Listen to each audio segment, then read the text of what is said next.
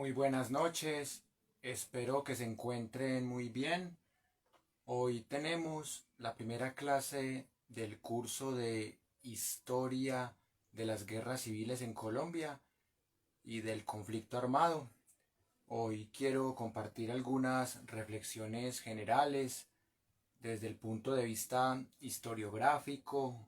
Quiero que pensemos algunas problemáticas importantes cuando se trata de hablar de los conflictos, de todo lo relacionado con las filosofías, las ideologías, las prácticas en el marco de lo bélico. Ayer, lamentablemente, no pudimos desarrollar las dos clases que teníamos presupuestadas. A las 2 de la tarde, el de argumentación, este curso que apenas íbamos a presentar, ni tampoco pudimos desarrollar la clase relacionada con gramática castellana, escritura creativa y edición de textos. Tenía algunos asuntos familiares por resolver y por eso decidí no desarrollar lo presupuestado ayer. Igual espero el próximo lunes no quedarles mal. Hoy también empecé un poco tarde porque la idea era empezar a las 8 en punto, pero bueno, lo importante es estar acá y en la medida de lo posible es importante que podamos adelantar este cronograma en el marco del proyecto de Universidad Nómada. Muchas gracias a toda la gente que se ha unido a este proyecto de educación popular. En esta semana hemos tenido el ingreso de más de 40 personas a nuestro grupo de WhatsApp. También hemos tenido un gran crecimiento en el canal de YouTube llamado Universidad Nómada de Colombia, un canal que lo hice inicialmente como algo personal, pero desde enero de este año decidí volverlo un canal institucional porque casi todo el contenido que pretendo publicar ahí tiene que ver con nuestro proyecto de Universidad Nómada. También le agradezco a la gente que nos ha abierto el espacio para dar clases presenciales, en particular al Café Bachué de Bello, Antioquia. Allá vamos a tener una clase presencial cada mes. La idea es hablar de un tema bastante polémico, que es el asunto de la monogamia, la poligamia, la exogamia, la endogamia, una serie de cuestiones interesantes que se discuten hoy día, que lo llaman anarquismo relacional, también lo llaman poliamor, polisexualidad. Vamos a discutir esos conceptos que son bastante polémicos y que tienen unas particularidades muy interesantes. Todavía no hemos fijado la fecha, pero la idea es que sea a mediados de febrero. También estamos tratando de gestionar un espacio en el municipio El Carmen de Iboral, Antioquia, porque allí tenemos algunos contactos y vamos a ver qué se puede hacer allá. La idea también es dar una clase presencial. Un saludo muy especial a toda la gente que ya se conectó. Pues precisamente aquí estoy mirando el retorno y veo que ya varias personas han reaccionado. Quiero darles un saludo muy especial a estas personas porque gracias a ustedes es que esto se va masificando. Por acá veo que se conectó Luis Carlos Rodríguez, Emanuel Pavón. Qué bueno que ya estén acá en este espacio. En este momento no logro ver pues quién más se ha conectado, pero ahorita seguramente voy a tener la posibilidad de mirar y darle un saludo muy especial. Muchas gracias a ustedes por estar ahí. Bueno, también veo que por aquí reaccionó Felipe Rodríguez. Ahí de a poco vamos armando el quórum. Un saludo también para David Arteaga, para Nadia Catalina Cifuentes, para Juan Llorente, para Kelly Dayana Agudelo. Muchas gracias a ustedes por estar ahí pendientes siempre de nuestro proyecto. Qué bueno que ayuden a difundirlo y que cada día crezcamos más. Y la idea es tratar de respetar esos horarios que habíamos establecido desde la semana pasada. Pues el lunes ayer no se pudo, pero esperemos que la próxima oportunidad sí se pueda. Quienes quieran unirse al proyecto, pues es muy sencillo, me escriben un mensaje al interno y luego de ese mensaje yo les comparto el enlace de nuestro grupo de WhatsApp y acto seguido les doy las indicaciones de cómo ha funcionado nuestro proyecto, de qué alcance soñamos, qué alcance hemos tenido. Así que espero que este proyecto siga creciendo y por eso mismo les invito para que lo compartan con sus amistades, para que lo compartan con personas que les interesen estos temas de las humanidades, de la educación popular. Por eso mismo espero que este curso sea siempre de su agrado. Precisamente pues, en este momento voy a compartir el video con nuestro grupo de WhatsApp porque como ayer no dimos clase, pues supongo que hay personas que no están enteradas que hoy sí vamos a cumplir nuestra palabra. Por fortuna, hoy las cosas sí se nos dieron. Y bueno, y a veces también hay fallas técnicas, a veces se le cae a uno internet 2, 3 horas justo a la hora de la clase. Otras veces pasa que se enferma pues cualquier ser querido. O a veces también sucede que un trancón que le quita 1 o 2 horas, entonces siempre hay temitas que a veces hacen que uno no pueda dar las clases, pero desde marzo que este proyecto se volvió colectivo, que dejó de ser una simple iniciativa personal y se me han unido más de 180 personas al grupo de WhatsApp. Desde ese momento este proyecto cogió más fuerza, este proyecto tomó más seriedad y en la medida de lo posible siempre tratamos de respetar los horarios, siempre tratamos de llevarnos 1 hora y media, 2 horas con un contenido que sea adecuado para ustedes. Ahí me disculparán el tema de las notificaciones, que eso siempre también fastidia un poco. Y también espero que comprendan que no faltan las fallas técnicas, pero bueno, ahí de a poco vamos solucionando todos los temas. Y esto no es fácil porque de todas maneras yo le estoy dedicando a este proyecto aproximadamente 20 horas semanales de transmisión neta, que cada curso dura en promedio 2 horas y son 10 cursos. Entonces le estamos metiendo a esto, como se dice popularmente, alma, vida y corazón. En este momento pues estoy ensayando desde otros enfoques, puse el tablero un poco más alto porque a veces no se veía bien, entonces traté de enfocar el celular de tal forma que se viera todo lo que voy a escribir en el tablero. Y bueno, por acá llega también Cadejos Jair, también un saludo muy especial para Santiago Pulido, para Andrés Zapata, que son las últimas personas que veo que han reaccionado, lo mismo que para Juan David Aguirre Metaute. Ahí de a poco vamos armando un quórum para que empecemos a hablar un asunto que es importante pues siempre en el momento de introducir esta clase de cursos. Lo primero que quiero que hagamos es debatir. O sea, vamos a debatir qué entendemos por historia, qué entendemos por guerras civiles, qué entendemos por conflicto armado. Me parece que con ese primer trío podemos empezar hoy. No sé qué tanto se ve de ahí, pero voy a tratar de que la letra sea grande.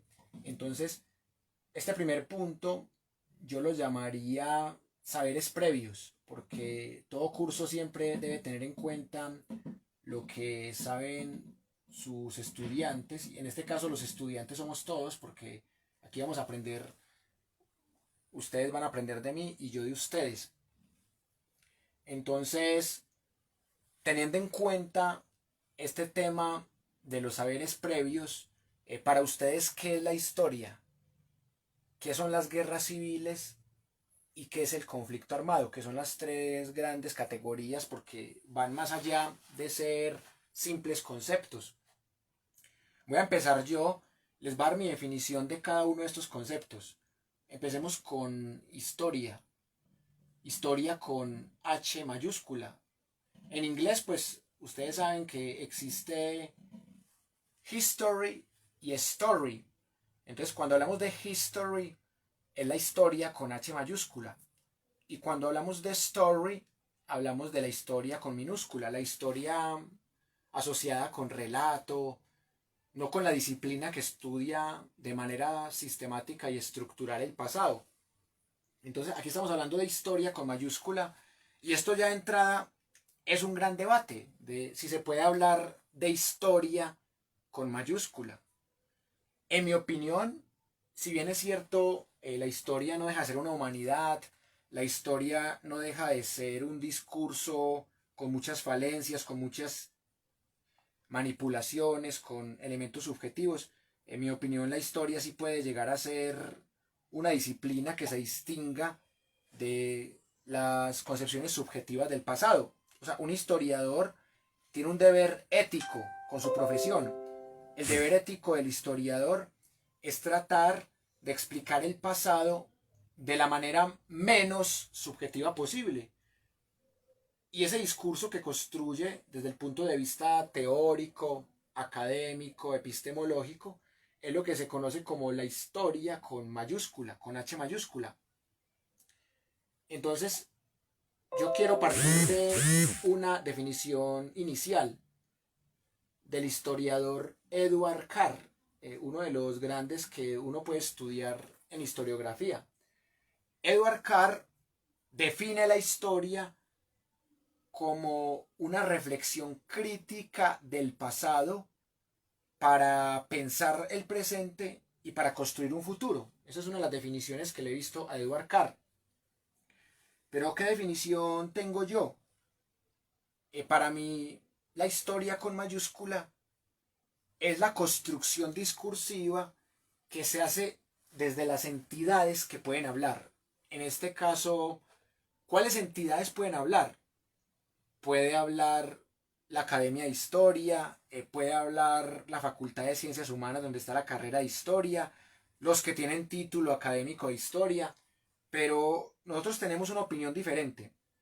Y antes de decirle cuál es la opinión que nosotros hemos defendido, que digo nosotros porque hay varios compañeros y compañeras que han hablado conmigo este tema de qué es la historia, y es esa historia que va más allá del academicismo, esa historia que puede ser incluso con minúscula, pero que no deja de tener un gran valor. Antes de darle este concepto, me gustaría darle un saludo también al amigo Marlon Toro, que por aquí nos saludó. Qué buen hombre que ya esté en línea. Y siempre bienvenido a este espacio, que la Universidad Nómada es del pueblo, por el pueblo y para el pueblo. Qué bueno que por aquí está el compañero. Voy a mirar si de pronto ya llegó algún otro comentario, porque hace ratito que no reviso. Por acá también veo que Andrés Muñoz reaccionó. Bienvenido. Cadejos también me manda un saludo desde Santa Bárbara, suroeste de Antioquia. Qué buen hombre que esté por acá. Por acá también veo que reaccionó Marcelo Posada. Un saludo para él. Pedro Ortiz, Juan José Correa Gómez, David Hernández Villegas, Sergio, bienvenido. Bueno, ahí va llegando toda la gente del curso, qué bacano. Bueno, aquí viendo en el retorno, pues no se ve muy bien esto. Entonces ahorita voy a usar otro color para tratar de ser más didáctico. Este color no está funcionando muy bien, entonces el próximo punto lo explico con otro color. Entonces estamos tratando de definir lo que es historia.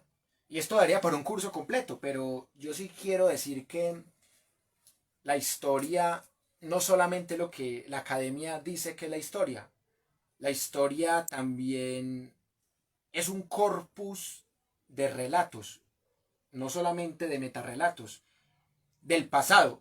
Por ejemplo, ese abuelo que estuvo en la época de Gaitán y que nos cuenta historias, por ejemplo, ese tatarabuelo que estuvo en la guerra de los 1000 días, eso también hace parte de la historia y eso escapa a veces de la academia. O sea, hay discursos que se construyen más allá de la academia.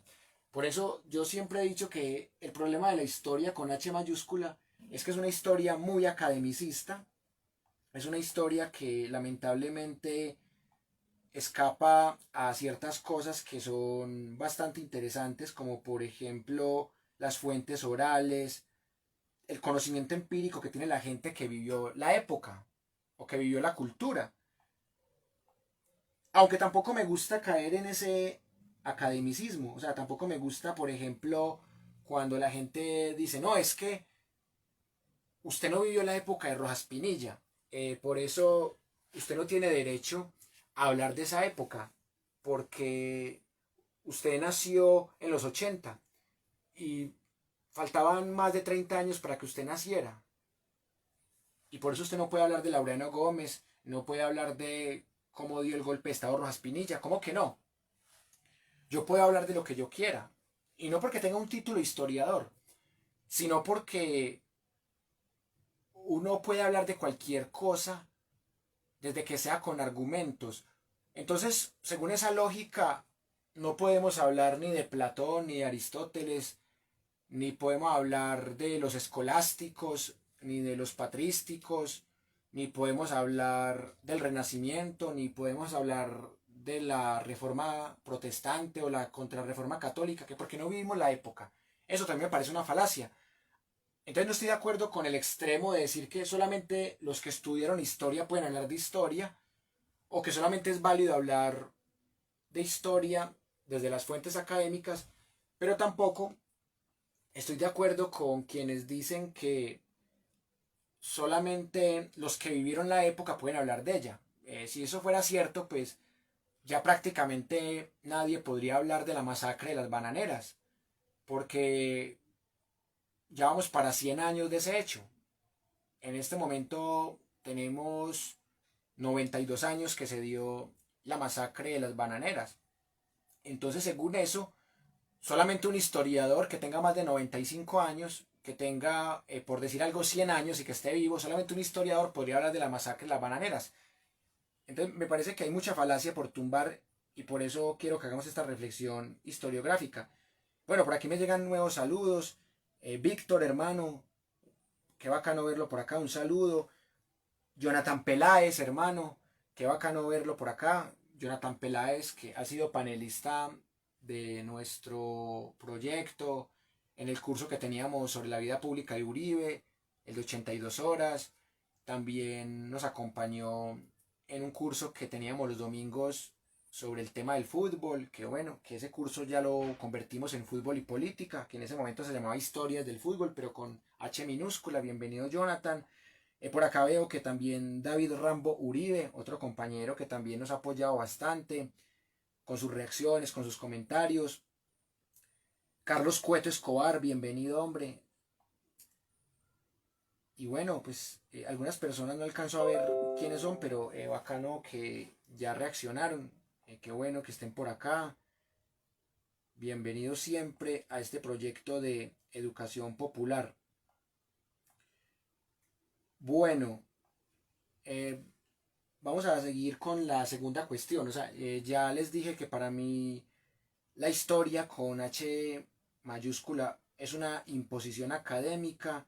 Para mí la verdadera historia es la que tiene en cuenta la mayor cantidad de puntos de vista posibles. Eso para mí es la historia más pertinente, la que más crítica. Un saludo muy especial para la compañera Liliana Rojas Ramírez, otra compañera que también nos ha apoyado bastante. Un saludo muy especial para Kimberly Giraldo, que también reaccionó. Bienvenida, Kimberly. Julián Caro, bienvenido también, hombre.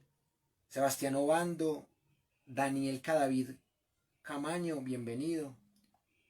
Ahí de a poco vamos armando un buen quórum para este curso. Muchas gracias a todas las personas que se han conectado.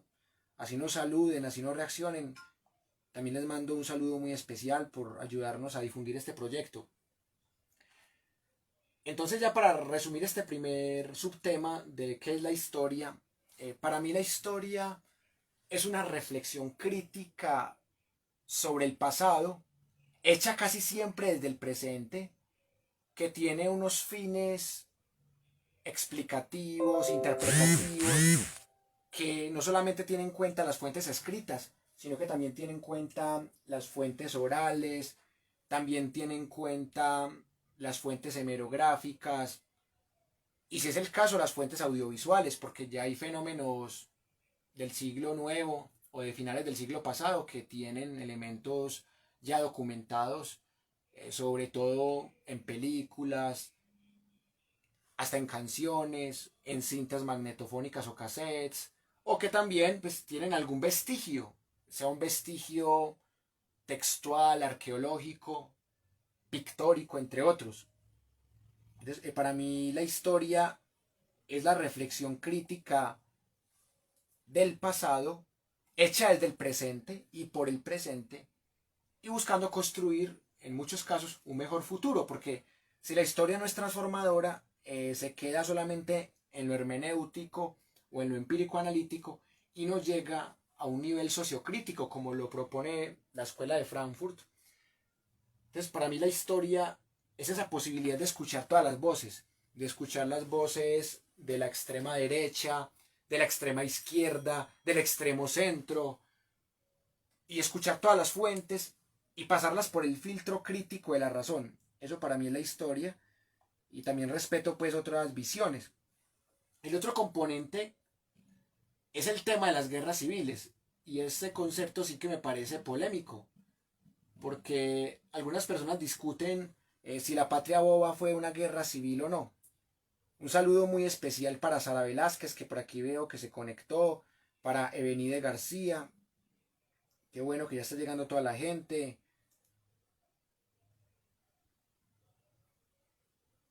Jonathan Peláez hace un comentario muy interesante que me acaba de llegar y que lo hizo hace 3 minutos. Dice, o no podríamos hablar de los griegos, de la Revolución Francesa. Exacto, no podríamos hablar casi de nada. Es más, no podríamos hablar ni siquiera del islamismo en la actualidad, porque no estamos viviendo en una cultura musulmana. Qué buen aporte, Jonathan.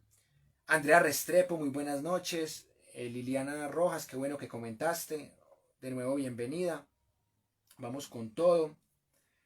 Por aquí también hay un comentario de Steven Ceballos.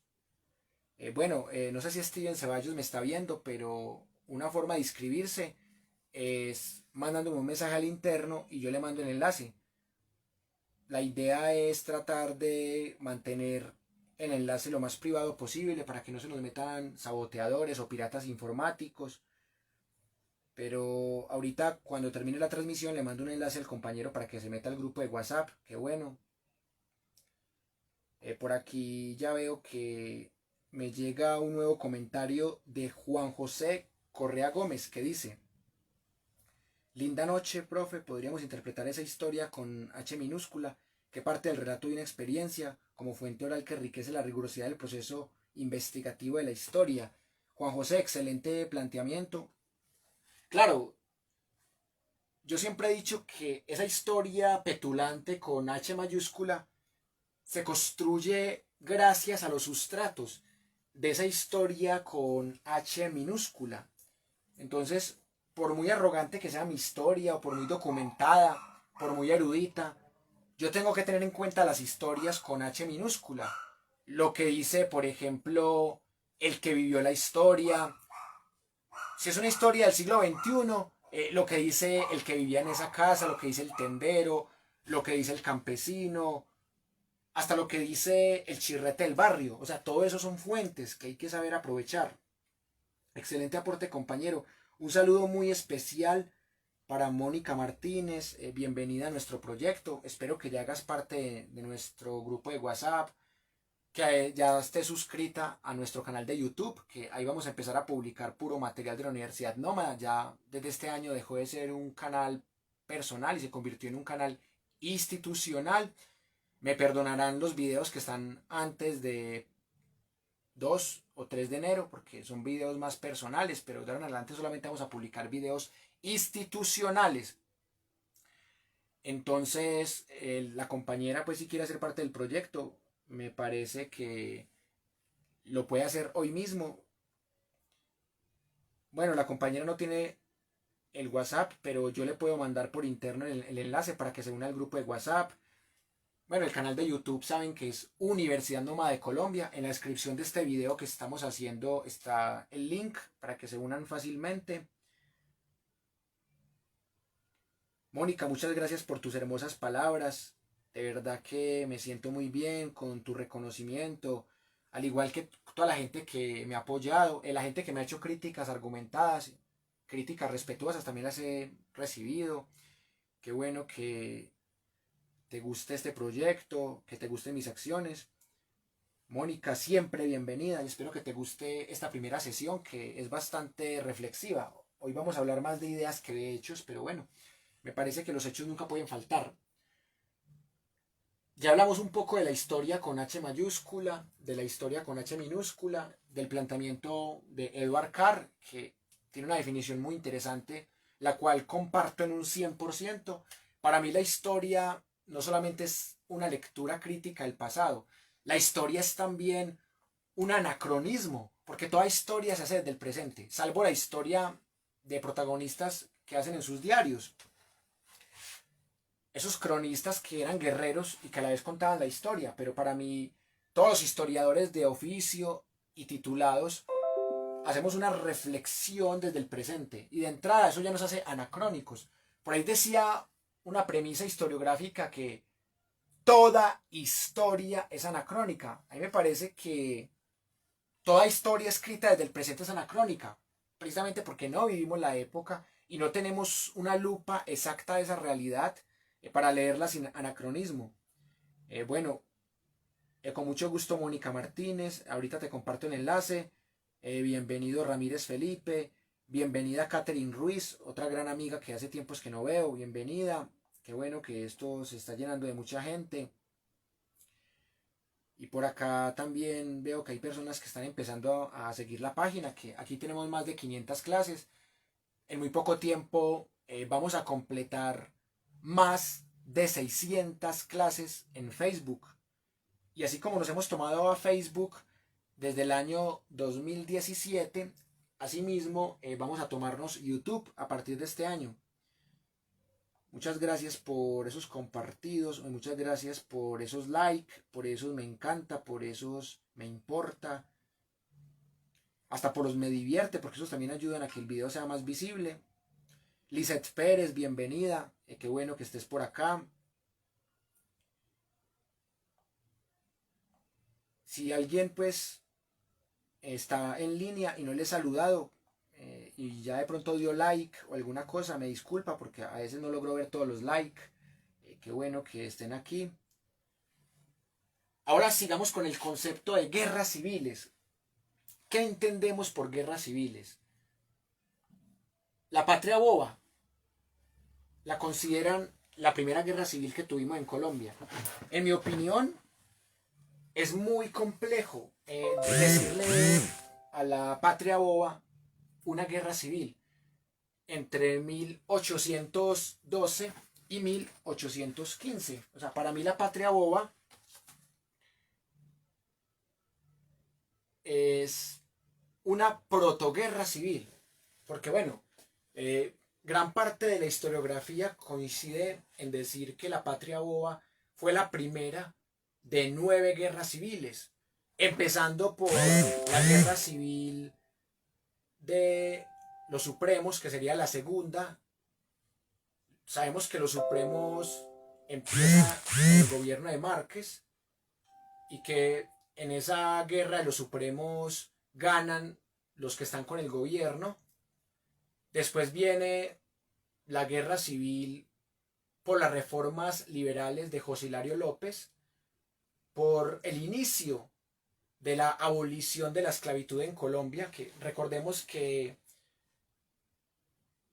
la abolición se termina de abolir, la esclavitud se termina de abolir cuando el señor Juan José Nieto Gil gobierna en los Estados Unidos de Colombia. O sea, después de esa guerra civil que da nacimiento a la Carta de Río Negro entre 1860 y 1862.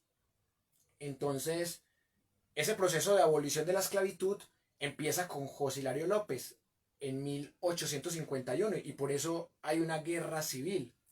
Y luego, con esta guerra que da nacimiento a los Estados Unidos de Colombia, ahí se termina el proceso de abolición de la esclavitud.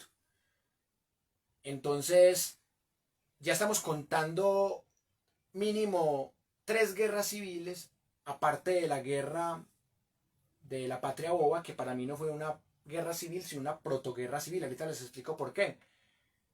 Pero hay una guerra que es muy económica, que es la guerra de 1854, que es la guerra de los artesanos, en donde pelean los gólgotas contra los draconianos. Los gólgotas que representan el libre cambio y los draconianos que representan el proteccionismo estatal. Es como una versión decimonónica o del siglo XIX de lo que son las discusiones en pleno siglo XXI entre minarquistas y progresistas o entre anarcocapitalistas y progresistas o lo que queda del socialismo, lo que llaman el socialismo del siglo XXI. Fue una guerra por razones económicas, no fue por razones de derechos civiles, ni fue por razones netamente políticas, fue más por razones económicas. Bueno, aunque no necesariamente hay que separar lo político de lo económico. Entonces, si analizamos estas 4 guerras civiles, todas tuvieron la teoría de las 3 Rs, o sea, que son regionalismo, riqueza y también religión. Todas tuvieron algo de religión, pero la que menos religión tuvo fue esta guerra donde Melo le da un golpe de estado a Obando. Y Obando había sido uno de los rebeldes en la guerra de los Supremos, o sea que a Obando le dieron de su misma medicina. Un saludo muy especial para Daniel Quirós, para Laura Quintero, bienvenida, para Dayana Quintero, para Vanessa Álvarez y Fuentes, para Felipe Bustamante y para toda la gente que acaba de llegar que pues, en este momento no logro ver. Y luego hay una serie de guerras civiles en Colombia que tienen que ver con la concepción del Estado. Por un lado, un Estado que pretende volver a ser confesional en los Estados Unidos de Colombia y otro Estado que pretende ser laico, separación de Estado e Iglesia. Un Estado que quiere quitarle propiedades a la Iglesia Católica, expropiar la Iglesia Católica. Y por eso pues, hay una guerra que se da en el marco del gobierno radical de Aquileo Parra, que es la famosísima guerra de las escuelas. Y también hay una guerra en la que los centralistas, que suelen ser conservadores o liberales del corte de Rafael Núñez, que en esa época les llamaban liberales moderados, esta guerra que es la que tumba la Carta de los Estados Unidos de Colombia, que tumba el federalismo en Colombia. Y luego hay una guerra civil muy corta, en donde tratan de darle un golpe de estado a Miguel Antonio Caro, tras la muerte de Rafael Núñez. Y finalmente la guerra de los 1000 días. Entonces, según la historiografía dominante, la primera guerra civil en Colombia fue la Patria Boba. Y la última fue la guerra de los 1000 días, en donde, como ya lo habíamos dicho el otro día, hay un golpe de estado de un conservador histórico como Marroquín a un conservador nacionalista como el anciano San Clemente. Digo anciano no despectivamente, sino porque realmente estaba muy mayor para ser presidente de Colombia. Tenía 86 años el señor San Clemente cuando estaba gobernando a Colombia.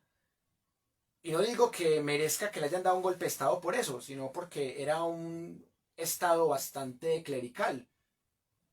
Y sí me parece más interesante un estado que sea menos clerical o que tenga una corriente menos fanática, así sea dentro del mismo marco del conservatismo. y esto sí es una opinión muy particular. Un saludo muy especial para Felipe Bustamante, para Beto Gómez. Hombre Beto, pues bienvenido. Para Nelson Adrián López también.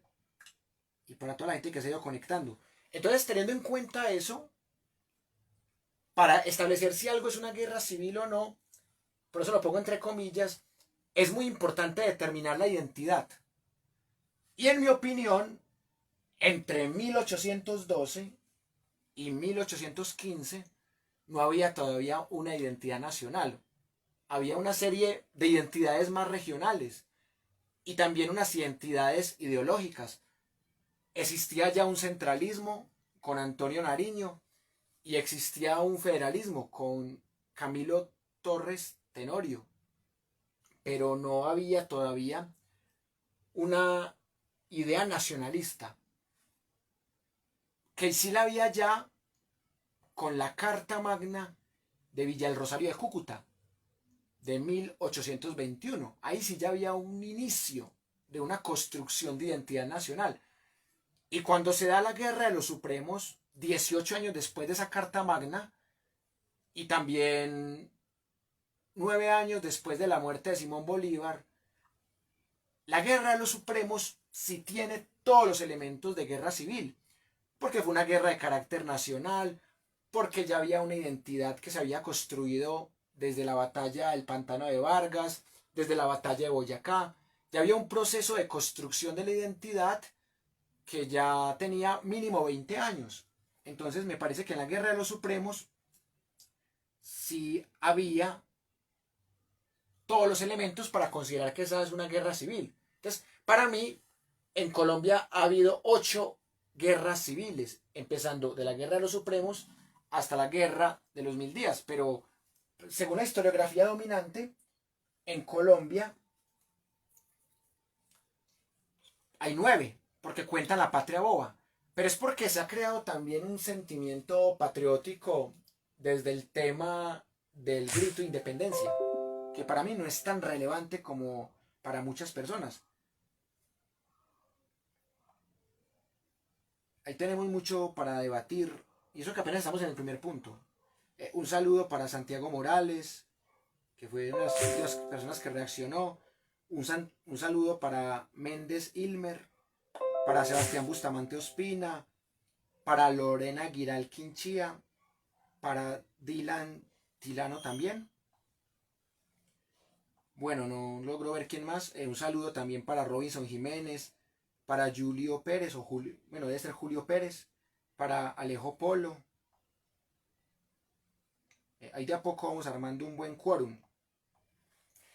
La última pregunta que quiero resolver en este primer punto ya no tiene que ver ni con el concepto de historia con mayúscula o con minúscula, con H minúscula o con H mayúscula, ni con el tema de las guerras civiles, sino con el último tema que vamos a tratar en este curso, en las últimas sesiones, que no sé si lo vamos a hacer mensual o anual. Creo que este curso va a ser anual porque es demasiado completo. Es el concepto de conflicto armado. Otro concepto que daría para un curso completo.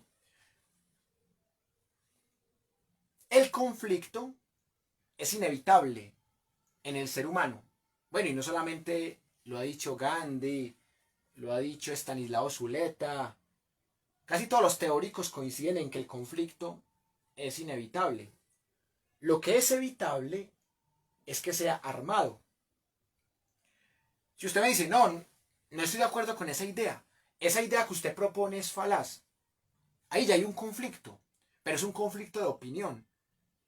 Pero si usted me dice, usted es un retrasado mental, hijo de tantas, y yo le respondo, más retrasada a su madre, entonces usted me dice, te voy a matar, y nos vamos a los golpes y nos matamos. Entonces ya ahí es cuando el conflicto se vuelve armado, cuando ya hay una guerra de castas, cuando hay dos bandos claramente establecidos.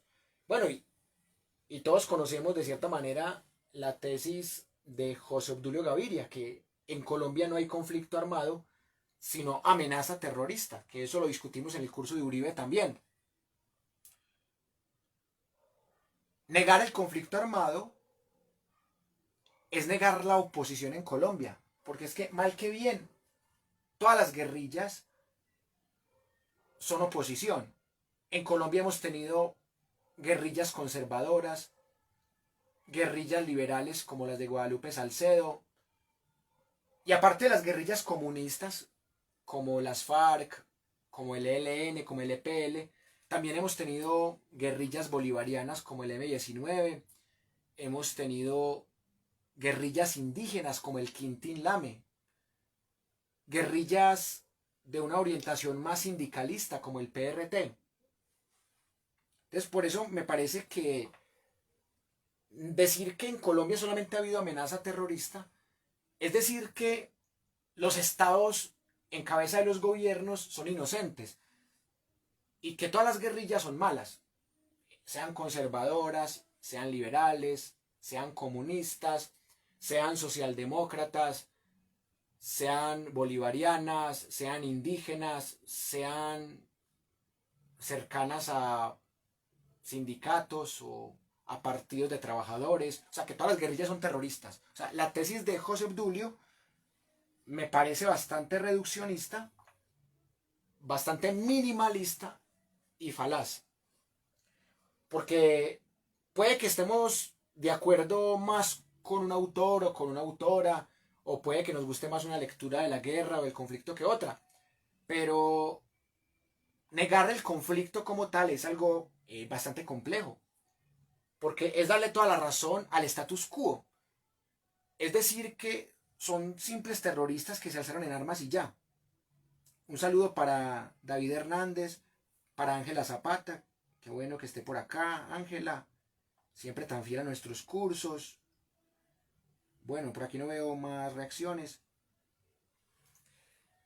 Entonces, vamos a dedicar aproximadamente 2, 3 meses solamente a discutir este concepto de conflicto armado, pero en hechos históricos muy particulares, no solamente el tema del magnicidio contra Jorge Eliezer Gaitán o la masacre de las bananeras o el genocidio contra la Unión Patriótica. Vamos a trabajarlo en diferentes hechos históricos que realmente nos parezcan interesantes. Un saludo para Esteban Castaño, bienvenido. Bueno, entonces esos son los tres conceptos fundamentales que yo quería plantearles. Para ustedes, ¿qué es historia con H mayúscula o con H minúscula? ¿Qué entienden ustedes por guerras civiles? Y si la patria boba fue la primera guerra civil, o si la primera guerra civil fue la guerra de los supremos, y qué entendemos por conflicto armado, y si usted comparte la tesis uribista de que en Colombia no hay guerra ni conflicto armado sino amenaza terrorista, y que con los terroristas no se hace negociación, sino que se les somete militarmente, entre comillas, paramilitarmente con los poderes del Estado. Algo bastante polémico, por cierto. Bueno, por acá no me llegan más comentarios todavía, entonces vamos a pasar al punto número 2 que quiero discutir hoy. Muchas gracias a toda la gente que está saludando. Bueno, voy a escribir con otro color porque en el retorno veo que esto se está viendo muy mal. Lamentablemente, por hacer bonito hice feo. Bueno, voy a intentar con un color que por el tema de la educación machista que recibí no me gusta mucho, pero que espero que se vea un poco mejor. Va a hacer la letra un poquito más grande. Bueno, hay un segundo punto que me parece muy importante, aparte de estos tres conceptos que ya hemos desarrollado. Y es el tema de cuándo nace el conflicto armado en Colombia. ¿Cuándo nace? ¿Y por qué nace? Y sobre esto pues hay gran cantidad de hipótesis. Yo les voy a exponer las mías. Para mí el conflicto nace con la muerte de Gaitán. O sea, la fase que tenemos en este momento. O sea, el conflicto actual nace con Gaitán, con el magnicidio contra Gaitán. Entonces, para mí el conflicto nace en 1948. Y esto lo vamos a discutir también más adelante, pero ahora solo quiero plantearlo.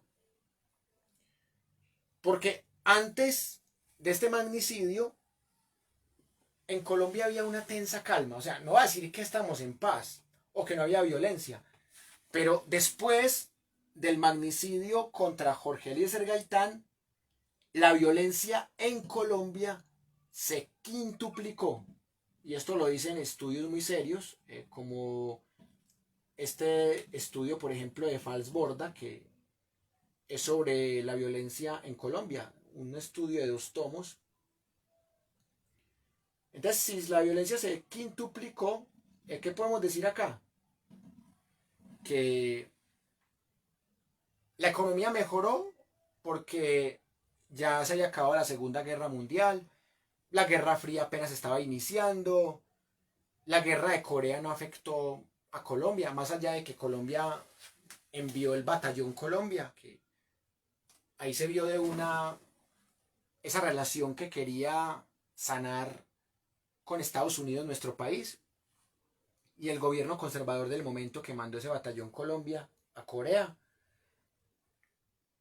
Y paradójicamente, las exportaciones de café se duplicaron, pero lamentablemente la violencia se quintuplicó, o sea que la economía mejoró, pero el país empeoró multiplicado por 5. Entonces, en un país en donde mataban 20 personas, ya mataban 100 personas. Entonces, eso hizo que se hablara de la violencia con mayúscula. Así como ahorita discutíamos la historia con mayúscula, entonces aquí nace la época de la violencia, con mayúscula inicial. Pero antes de esto hubo una hegemonía liberal que duró entre 1930 y 1948.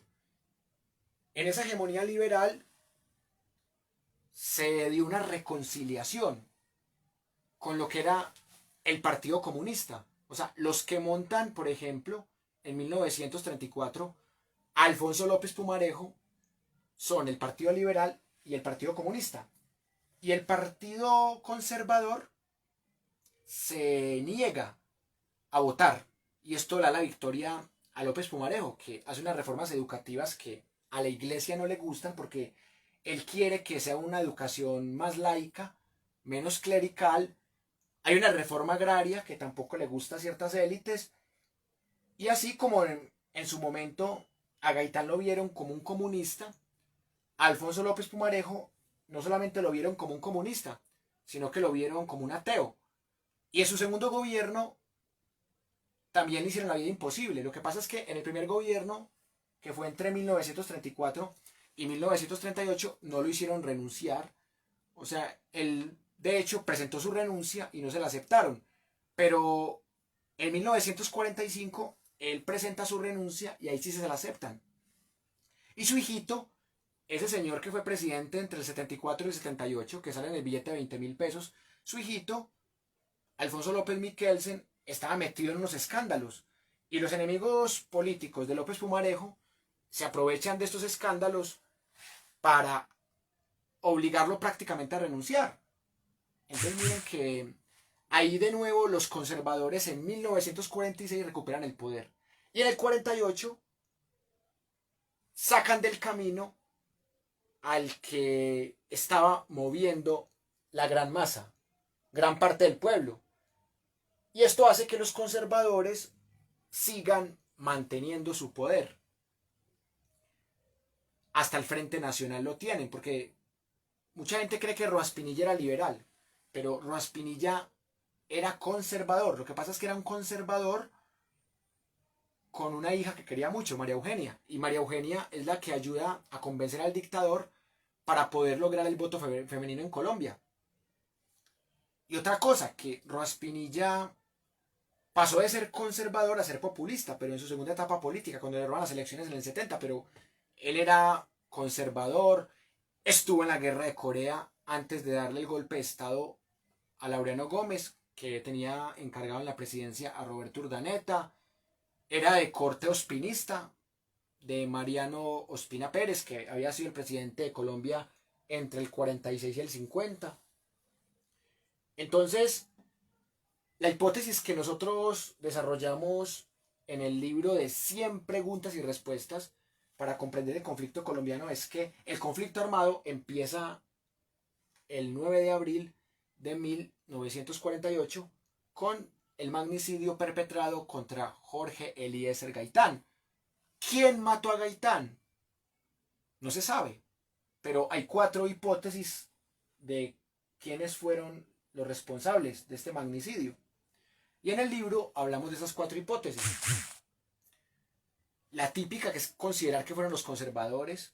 La otra, que fueron los liberales, porque Gaitán también tenía enemigos en el Partido Liberal, sobre todo santistas, es decir, seguidores de Eduardo Santos, el abuelo de Juan Manuel Santos. La tercera hipótesis, que tiene que ver con que fue la CIA, que en mi opinión es la más fuerte, porque en los años 60 se desclasificó un archivo del embajador de Colombia, Willy, que él estaba en la época que mataron a Gaitán, en donde decía en latín, cuidado con Gaitán.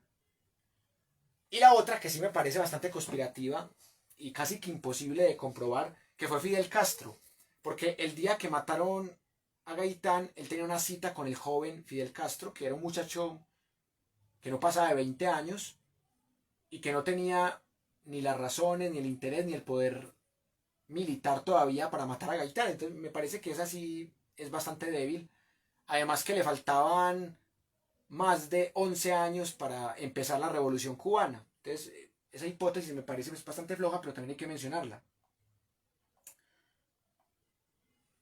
Y hay gente que dice que no, que el conflicto armado viene desde el siglo XIX, que por eso tuvimos 9 guerras civiles, contando desde la Patria Boba hasta la Guerra de los 1000 días. Esta hipótesis pues me parece respetable, pero no veo tanto como esa continuidad, porque las guerras del siglo XIX, como lo decíamos ahora, y siguiendo la tesis del historiador Luis Javier Ortiz, es por las 3 R's: regionalismo, religión y riqueza.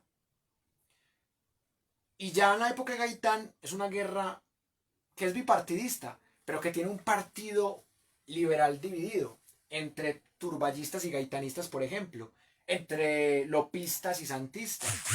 Y eso también hace que en el 1946 los conservadores, tras 16 años, recuperen el poder. Y si no fuera por la masacre de las bananeras, pues yo considero que hubiese sido muy difícil, aunque este argumento es contrafactual y puede estar incurriendo en una falacia, pero es muy difícil que los conservadores pierdan el poder si no sea la masacre de las bananeras, porque es que lo que más desacreditó esos gobiernos conservadores que venían desde 1886 fue la masacre de las bananeras. Abadía Méndez quedó como un dictador. El tipo dijo que apenas habían matado 13 obreros. Luego se comprobó que fueron 2000 obreros y que tuvo complicidad obviamente con la United Fruit Company, que Cortés Vargas no era el único responsable. Y esto es lo que hace que el Partido Conservador entre en decadencia en los 30 y que llegue un momento en el que los comunistas y el Partido Liberal son los que votan y los conservadores se abstienen de votar, y esto es lo que le da la presidencia a personajes como López Pumarejo. Entonces, lo que se vivió en esta hegemonía liberal entre 1930 y 1946 fue una pequeña violencia, no una violencia con mayúscula como la que se da a partir de 1948. Bueno, un saludo muy especial para el amigo Diego, que veo que por acá reaccionó. Hay una gente que no he saludado todavía. Juan Pablo, bienvenido. El amigo administrador del grupo de Universidad Nómada, que me salvó el grupo de los piratas informáticos, José Bustamante. Juan JBC, bienvenido. Salomé Cano Vega, bienvenida.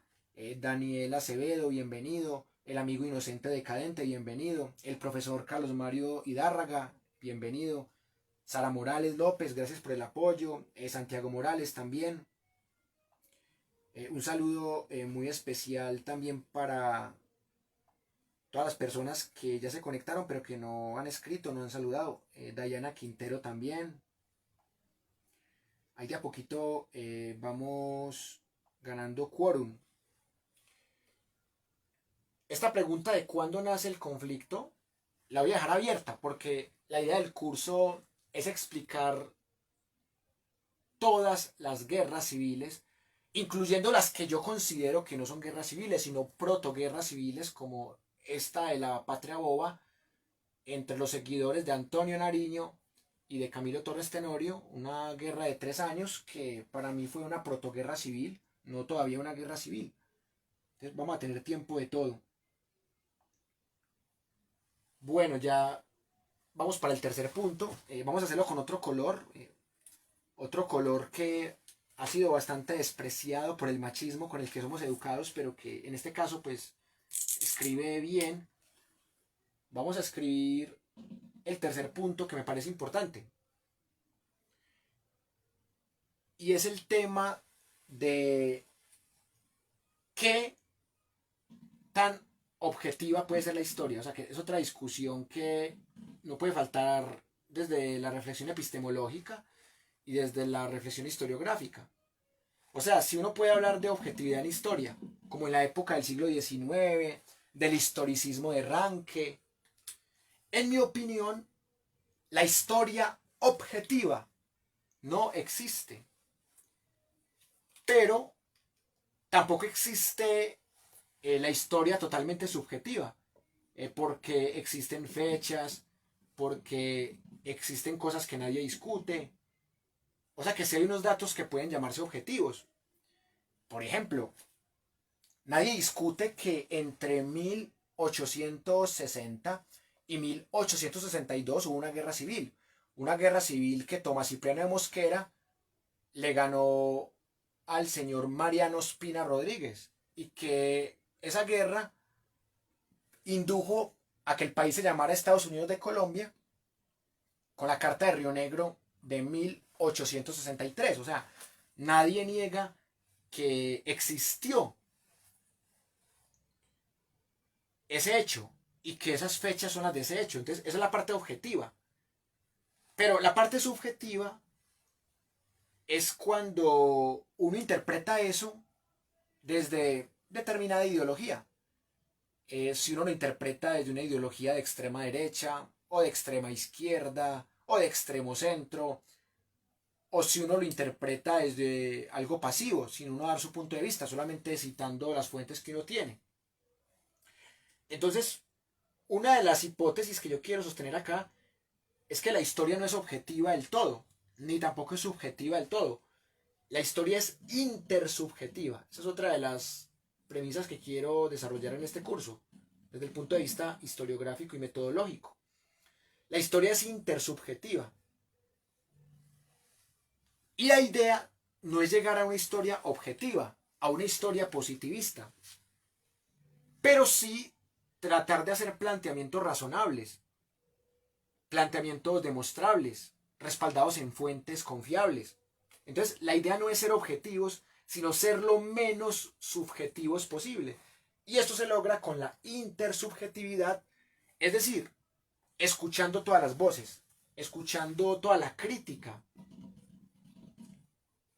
Y eso es lo que Nietzsche llamaba historia crítica, que va más allá de la historia anticuaria o de la historia monumental, de la historia de los grandes héroes, de la biografía de los grandes héroes. Entonces, esa es la tercera propuesta que les tengo como modelo historiográfico. Un saludo muy especial para Sara Saldarriaga, qué bueno verla por acá. También un saludo muy especial para Wiwandra. Gracias, hombre, por esas reacciones, por compartir. Para Amílcar Urrea, para Cristian David, para Alejandra Correa Cardona, no recuerdo si ya la había saludado. Por acá también veo que reaccionó Andrés, un amigo llamado Andrés Tolosa. Creí que era Andrés Toro, pero es Andrés Tolosa. De todas maneras, bienvenido, caballero. Un saludo también para Dayana Quintero. Bueno, yo creo que ya la saludé. Entonces, esa es la idea que yo tengo acá. Bueno, y creo que se está viendo muy mal el tablero, así que me perdonarán. Un saludo también muy especial para el amigo David Ricaurte, otro compañero que nos ha apoyado bastante con sus comentarios, que nos apoyó con la rifa cuando en noviembre boté el celular y gracias a esa rifa pude comprar 2 celulares. Así que muchas gracias al compañero. A Juan Rueda también, que no lo había saludado. Bueno, ahí me perdonan las fallas técnicas, pero es que esto es difícil porque a veces la conexión es muy mala y eso hace que el video se vea pixelado. Un saludo para Sebastián Castaño, para Mario Andrés Muñoz García. Qué bueno que cada día llegue gente nueva a este proyecto de educación popular llamado Universidad Nómada. Qué bueno que se sigan uniendo a nuestro canal de YouTube que se llama Universidad Nómada de Colombia. Yo les puedo compartir el enlace. Bueno, de hecho aquí en la descripción de este video está el enlace. También un saludo muy especial para toda la gente que nos ha ofrecido espacios físicos. Bueno, hay un cuarto punto que también me parece bastante pertinente para analizar. Más allá de esta reflexión epistemológica. Y esta pregunta la quiero hacer desde el triángulo de Michel Foucault. El triángulo de verdad, saber y poder. Según este triángulo Foucaultiano, la verdad no es otra cosa que una imposición del grupo que está en el poder. Y ese grupo que está en el poder, esta verdad la impone desde el saber. O sea que el triángulo es poder, saber y verdad. El grupo que está en el poder manipula el saber. Y ese saber, desde su poder de capitalismo cognitivo, impone una verdad.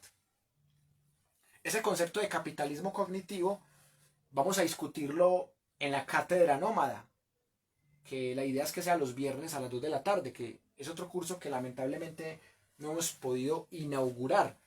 Pero, ¿qué es la verdad? Bueno, ya hemos hablado de lo intersubjetivo, de lo crítico, de la disputa entre historia con H mayúscula e historia con H minúscula, de las discusiones de cuándo nacen los fenómenos, que en nuestra opinión el conflicto armado nace con la muerte de Gaitán, no la violencia, sino el conflicto armado como tal, el que tenemos vigente en este momento, y que solamente se ha diezmado un poco. Un saludo para López Henao, que también veo que reaccionó por aquí. Para ustedes, ¿qué tan independiente es la enseñanza del conocimiento histórico, de los poderes hegemónicos? Hay un historiador llamado Enrique Serrano, que yo le he criticado, por una sencilla razón. Porque el tipo llega, da una conferencia del siglo XIX, perfecto, me parece muy bacano su enfoque del siglo XIX. Luego llega, en otras 2 horas, da una conferencia del siglo XX, empieza desde el fin de la guerra de los 1000 días, desde la pérdida de Panamá, y llega hasta la época del plebiscito. Pero el tipo se salta extrañamente grandes escándalos de gobiernos de turno en esos más de 100 años de historia. O sea, el tipo no dice nada de la masacre de las bananeras. El tipo no dice nada del genocidio contra la Unión Patriótica. Y finalmente, nada dice, para no caer en doble contradicción, de los falsos positivos. Claro, el tipo sí resalta el terrorismo guerrillero, resalta el terrorismo de las FARC, del ELN, del EPL, del M-19 y compañía. Entonces, bueno, está bien que se reconozca el terrorismo de las guerrillas, pero ¿por qué no se reconoce el terrorismo de los gobiernos de turno? Y la relación oscura entre gobiernos de turno, grupos paramilitares y carteles de narcotráfico. O sea, ¿por qué se ignora esa parte de la historia tan importante? Y el tipo desvía la atención hablando de cosas que son interesantes, pero que no son emancipatorias ni críticas. Bueno, el tipo habla de la cantidad de población, el tipo habla un poquito del desarrollo urbano, habla un poquito de la arquitectura, tiene buenos conocimientos, pero esos hechos puntuales que hacen ver mal a gobiernos como el de Miguel Abadía Méndez, a gobiernos como el de Belisario Betancur, como el de Virgilio Barco, como de Álvaro Uribe. O sea, esas cosas que empañan tanto este gobierno, las ignora en su conferencia de 2 horas. Y eso me parece que ahí ya hay una historia que trata de ser supuestamente imparcial y que aparenta ser muy poco subjetiva. Y eso para mí es una historia que le conviene al poder dominante.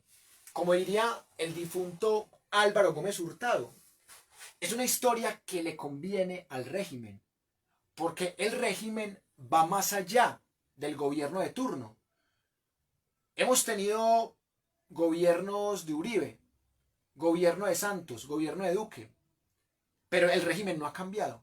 Estos gobiernos benefician a las mismas minorías. O sea, más allá de que Santos y Uribe supuestamente pelearon por el proceso de paz entre las FARC y ese gobierno mismo santista, defienden los mismos intereses. Entonces, esa es la trampa del poder, mostrarnos esa forma de verdad.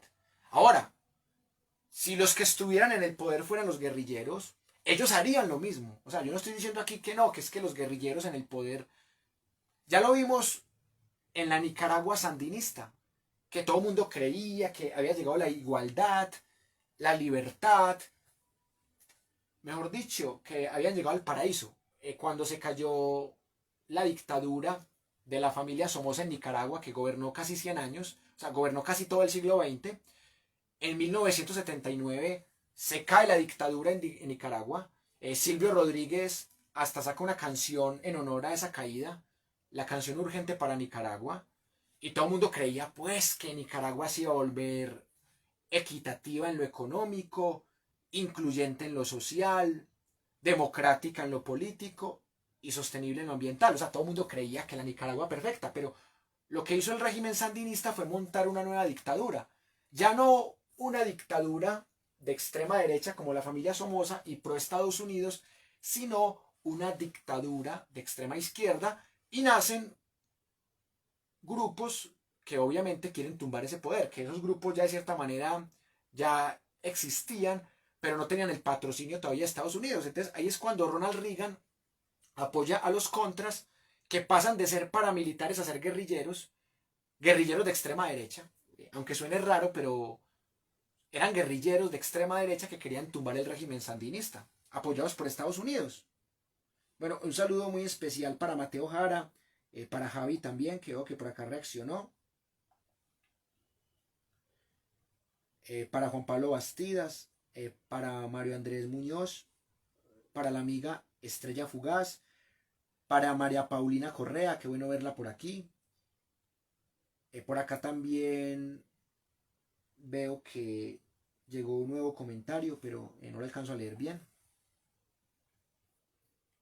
Ah, sí, claro. Me llegaron 4 comentarios. Qué pena con ustedes. Lo que pasa es que esto aquí me llega todo tarde. Bueno, López Senado dice excelente, qué buen hombre. Mónica Martínez dice que no se ve el tablero. Sí, la verdad es que traté de ubicarlo lo mejor posible, pero el video se me pixeló, no sé por qué, debe ser porque tengo mala conexión a internet en este momento, pues otros días no la he tenido. El celular no lo tengo tan cerquita del tablero, así que ahí hay un error mío. Pero básicamente pues lo que yo he escrito acá es saberes previos, cuándo nace el conflicto, porque la historia es algo que va más allá del objetivo y lo subjetivo, porque la historia podría ser crítica e intersubjetiva. Y el triángulo Foucaultiano, de verdad, saber y poder, eso es lo que está aquí en el tablero. Igual pues yo le voy a tomar una foto a lo que escribí acá y lo voy a pegar en los comentarios de quienes quieran, para que vean lo que escribí. Entonces no... Y por acá me llega también un comentario de Jonathan Peláez que dice, profe, ¿cómo cree usted que nos puede ayudar la historia para comprender y leer la coyuntura política actual en el contexto de las elecciones de 2022? ¿Qué semejanzas hay del pasado con nuestro presente? Hermano, esta pregunta tuya es totalmente pertinente y precisamente ahorita iba a hablar algo del tema. Yo considero que el 2022 va a ser un año definitivo para el país, no solamente por el tema ambiental, el cambio climático, por las nuevas dinámicas que se han dado tras la era del coronavirus, por la gran cantidad de corrupción que ha gobernado este país y por la gran división que hay, sobre todo en los llamados sectores alternativos.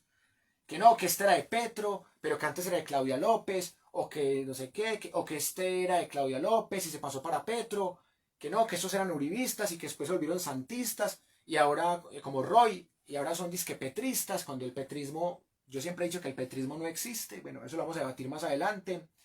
Entonces, para mí es muy importante la historia. Ahorita que hablábamos de los Gólgotas y los draconianos, es la misma discusión que tienen minarquistas y anarcocapitalistas contra progresistas, de si es más importante el Estado o el mercado. Son discusiones que pareciera de la Guerra Fría, pero son del siglo XIX, de una guerra civil que se dio en 1854, cuando el general Melo le dio un golpe de Estado con el apoyo de los artesanos a Obando. O sea, es un tema que se está discutiendo hace ya casi 200 años. Y todavía la gente se mata por eso, que no, que es más importante el Estado, que no, que es más importante el mercado.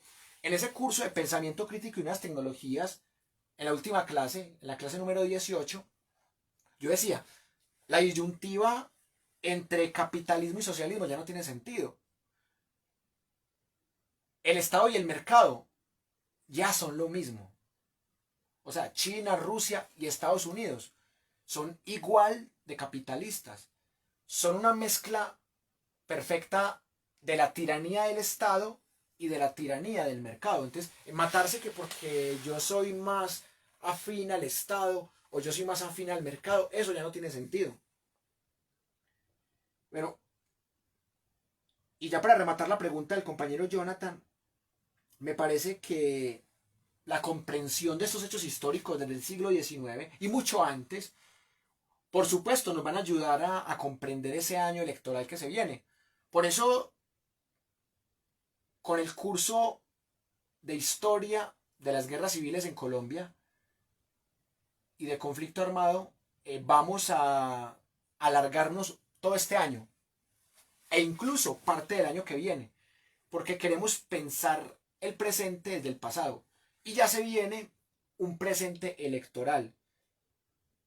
Y yo no voy a decir que acá le vamos a decir por quién votar, pero sí vamos a explicar cómo ha sido el gobierno de esos 60 tipos que han estado en propiedad y que siguen usurpando la casa de Nariño. O sea, vamos a hablar de esos personajes de diferentes siglos, de diferentes décadas.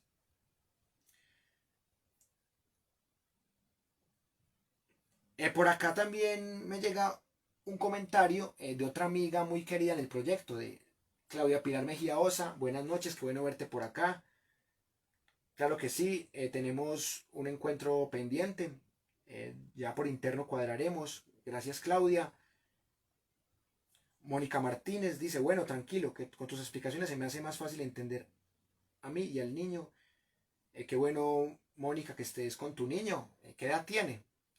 Yo tengo un niño de 7 años y medio y ha sido panelista en estos espacios, así que también sería bueno que en algún momento hagamos una tertulia entre niños que hablen de temas del mundo y sobre todo de cómo se sienten en ese sistema de educación virtual. Sería muy bacano hacer una plenaria de universidad nómada con niños. Así que Mónica, sería muy bacano, me dice para cuándo. Sí, el video se está viendo pixelado, no solamente el tablero, también la cara mía. Aquí veo que se está viendo todo pixelado, pero espero que se esté escuchando bien. Lamentablemente no sé hoy porque la conexión está como malita. Pero bueno, ahí vemos cómo se mejora.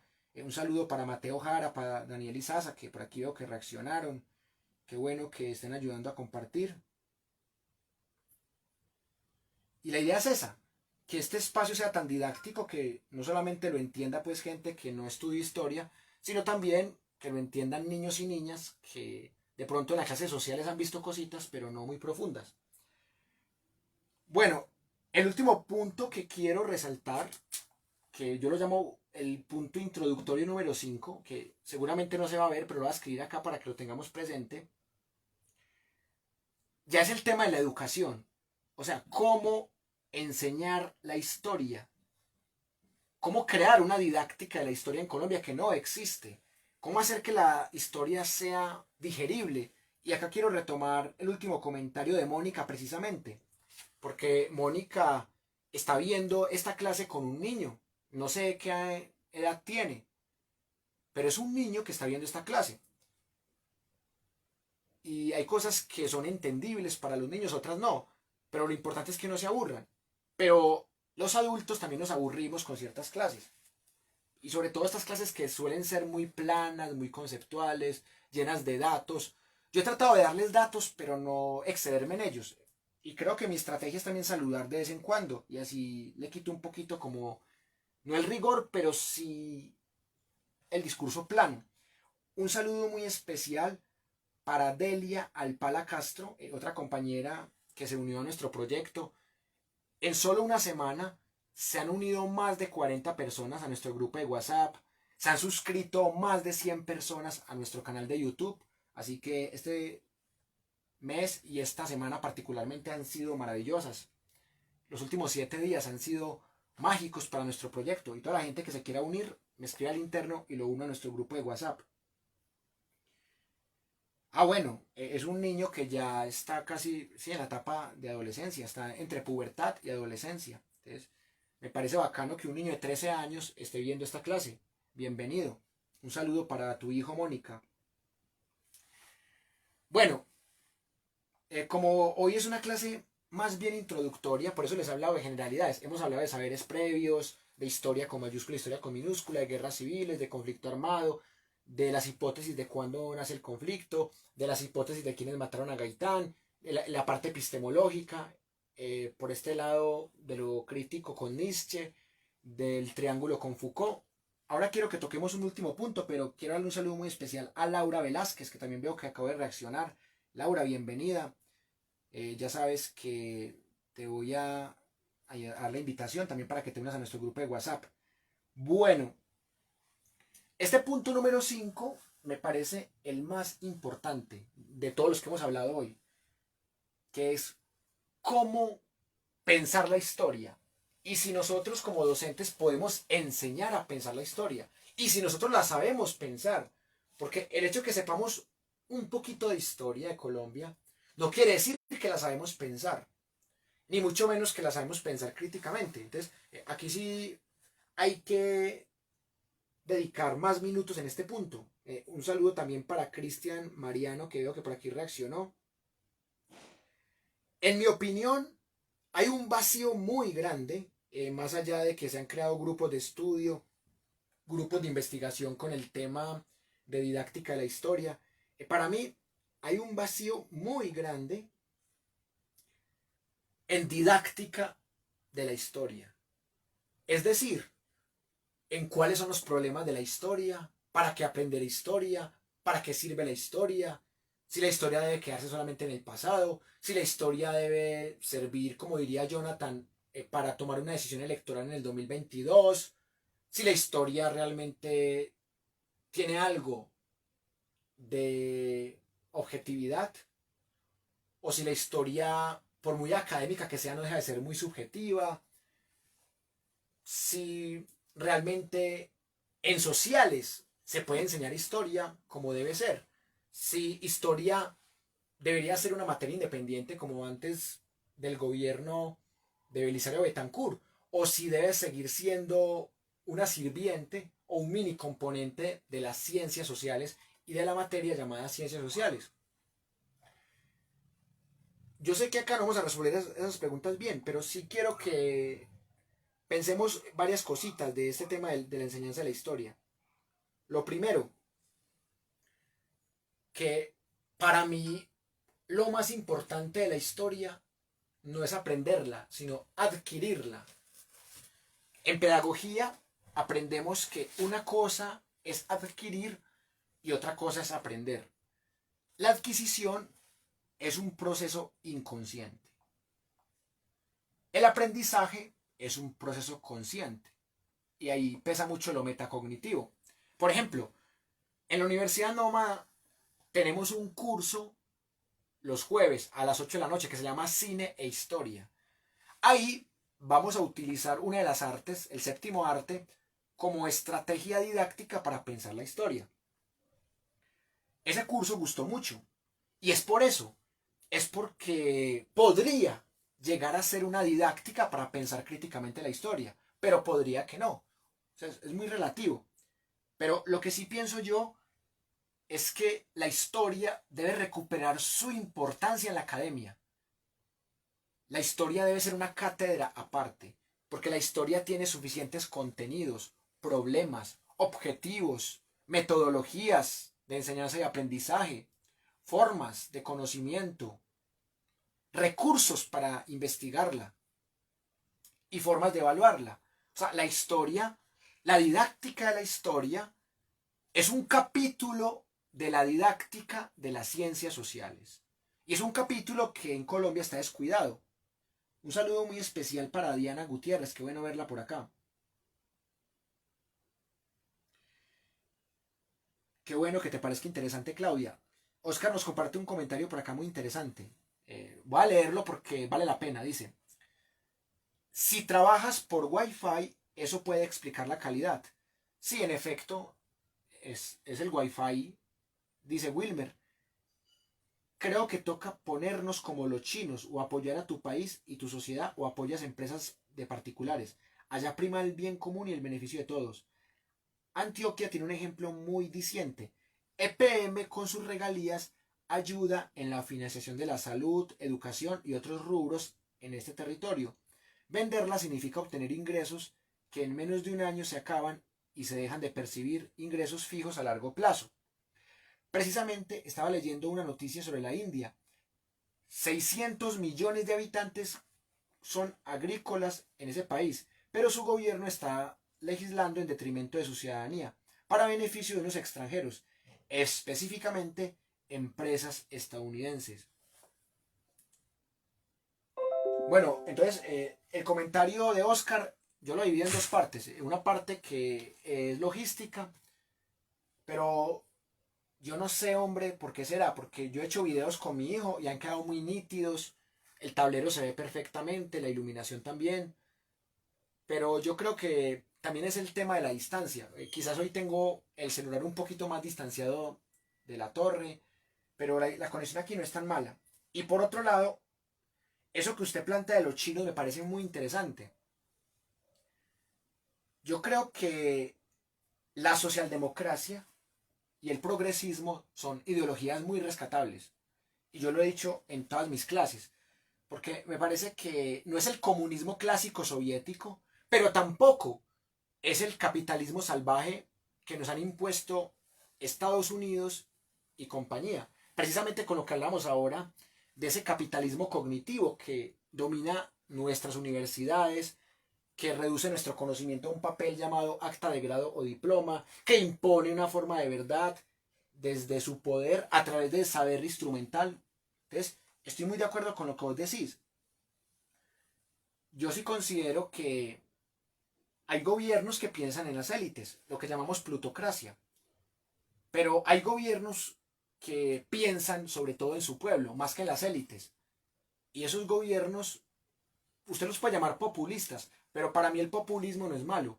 Para mí lo malo es la demagogia, porque la demagogia es una estrategia retórica que implica engaño. Pero para mí el populismo no es malo. De hecho, este proyecto que llamamos Universidad Nómada es populista. Es populista porque es una educación gratis, desde el pueblo, para el pueblo y con el pueblo. Entonces, yo sí considero, hombre, que el progresismo rescata eso. Y el progresismo hace que la riqueza se distribuya de mejor manera. O sea, el progresismo no elimina la propiedad privada, como lo haría el comunismo clásico.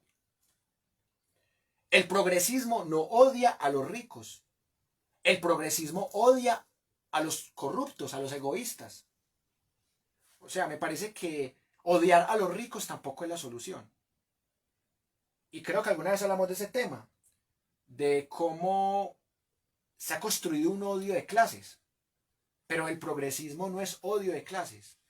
Es una reflexión crítica de por qué la riqueza está distribuida de mal manera, de por qué la tierra se ha concentrado en pocas manos en países como Colombia, de por qué Colombia es un país tan desigual, pero tan desigual. O sea, es que una cosa es que hayan desigualdades Y eso lo hablamos desde Pareto, que el compañero David hacía una precisión muy interesante, que una cosa es el óptimo de Pareto y otra cosa son las deficiencias de Pareto. Y en Colombia lo que vemos es una plutocracia con puras deficiencias de Pareto, porque en Colombia la riqueza está concentrada en muy pocas manos, y esto es una verdad de perogrullo, pero hay que recordarlo. Entonces me parece muy pertinente el comentario de Oscar, siempre bienvenidos sus aportes. Un saludo para Francis Mesa en Pastados, Encuadernación, para Juan José Valencia Naranjo, que por aquí vi que reaccionó, hombre, qué bacano que llegue gente nueva. Entonces, estamos en el punto número 5, que es la educación. Entonces, acá más que enseñar historia, o la historia política, o la historia de las guerras y el conflicto en Colombia, lo que yo quiero es constituir una nueva didáctica de la historia de las guerras en Colombia, una nueva educación, con pensamiento nómada, con pensamiento crítico, con pensamientos que son intersubjetivos, con pensamientos que reconocen diferentes miradas y que se leen también posiciones contrarias para sacar conclusiones, un método dialéctico, como lo dijimos el pasado martes, y que tiene en cuenta los saberes previos de la gente, porque así no sean estudiantes de historia o no sean egresados de historia, algún saber de historia tienen, una fecha, un personaje, una anécdota, cualquier cosa saben de historia. Entonces, aquí los saberes previos cuentan muchísimo. Bueno, un saludo para Jonathan Ferro, que vi que reaccionó. Un saludo para Ismael Piedraíta Ochoa. Bueno, ahí va llegando mucha gente nueva, qué bacano. Entonces, ¿qué quiero resaltar yo en este punto número 5? Que es muy importante este tema de la educación. O sea, que no es la historia por la historia. Porque es que yo no soy licenciado en historia. Yo soy historiador a secas de la Nacional. Pero yo en la Universidad de Antioquia estudié licenciatura en Humanidades con énfasis en lengua castellana. Entonces yo junto a las dos carreras, al decir que sí es posible aplicar esos conocimientos didácticos, pedagógicos, educativos a la enseñanza de la historia. Y en otros lugares del mundo existe la licenciatura en historia. En las dos universidades que yo estudié no existe, al menos pues en la sede de Medellín, no existe la licenciatura en historia, ni tampoco en la Universidad de Antioquia. Y debería también existir esa carrera de licenciatura en historia, porque es que una cosa es saber algo de historia y otra muy diferente es saber comunicarlo, saber enseñarlo, motivar a los estudiantes para que aprendan algo de historia. Y por eso este punto número 5 de la educación me parece fundamental. Un saludo para David Agudelo Grajales. Entonces, definitivamente, este punto sí nos puede dar para muchas cosas más. Bueno, no me han llegado más comentarios. Vamos a hacer un ejercicio práctico que tiene que ver con este punto número 5. Vamos a hacer un ejercicio práctico de didáctica de la historia. Vamos a ver ustedes qué opinan de una didáctica de la historia que se propone por acá. Vamos a ver qué tal les parece. Por ejemplo, hay gente que ha dicho que Diana Uribe es una didáctica de la historia. Pues a mí me parece que sí tiene cositas, pero me parece que debe ser algo mucho más estudiado, algo más elaborado.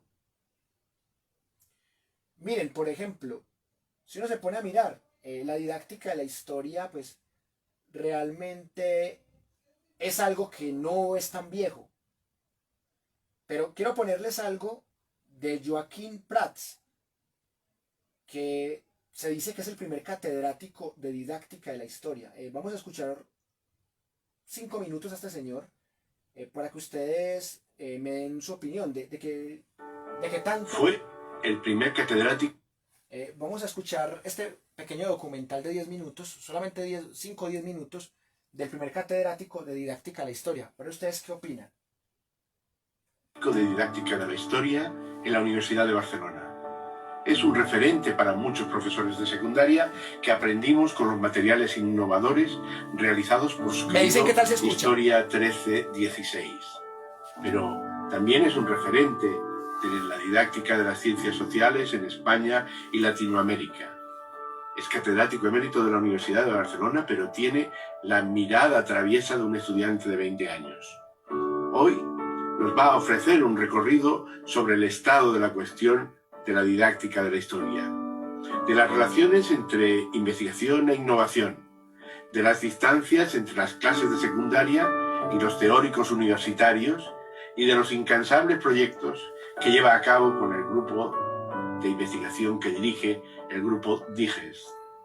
Hoy tenemos la suerte, la enorme suerte, de contar con la presencia del doctor Joaquín Prats, o como lo conocen familiarmente sus discípulos, Chimo Prats.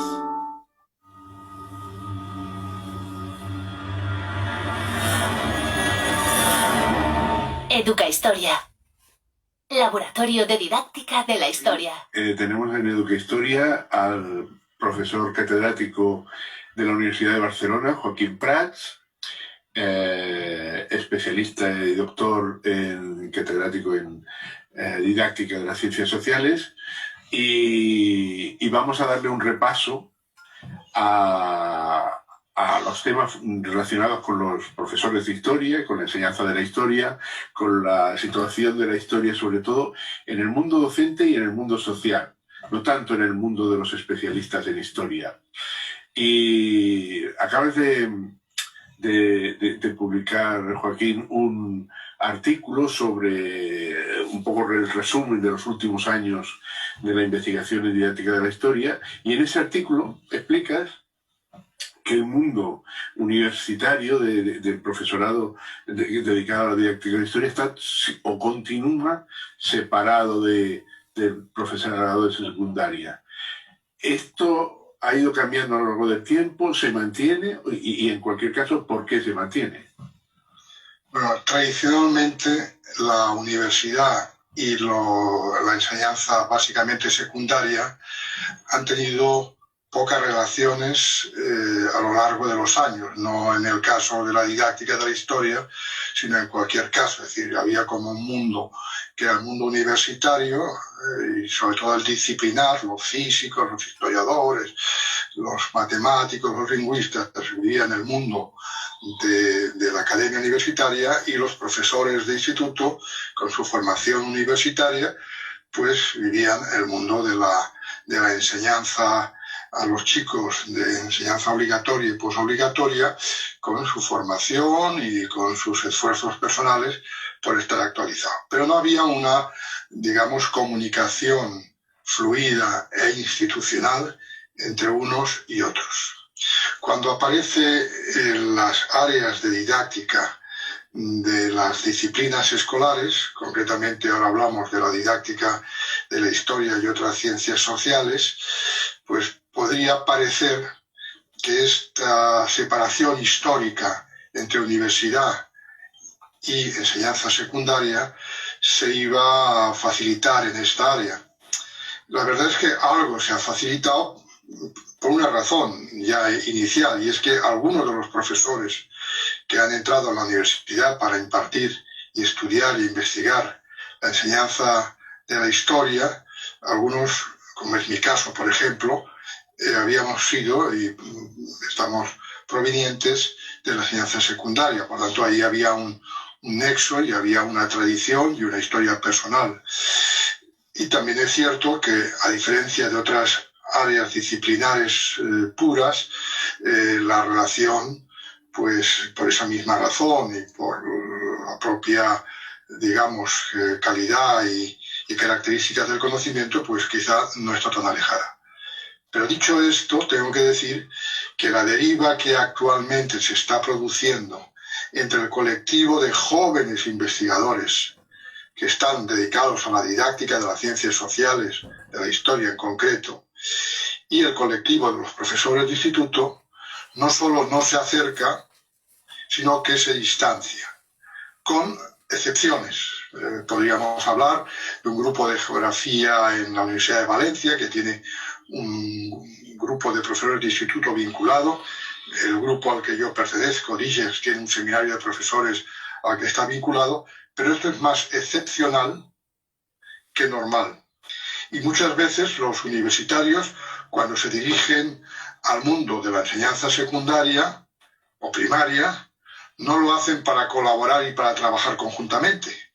Lo hacen como banco de experimentación, como lugar donde probar sus investigaciones, sus prototipos, sus encuestas, y por lo tanto usan de la enseñanza secundaria como laboratorio, lo cual es muy distinto a poder trabajar conjuntamente con esos profesores que están al pie del cañón haciendo la didáctica, la práctica, la didáctica en el campo en la que trabajan los de la universidad.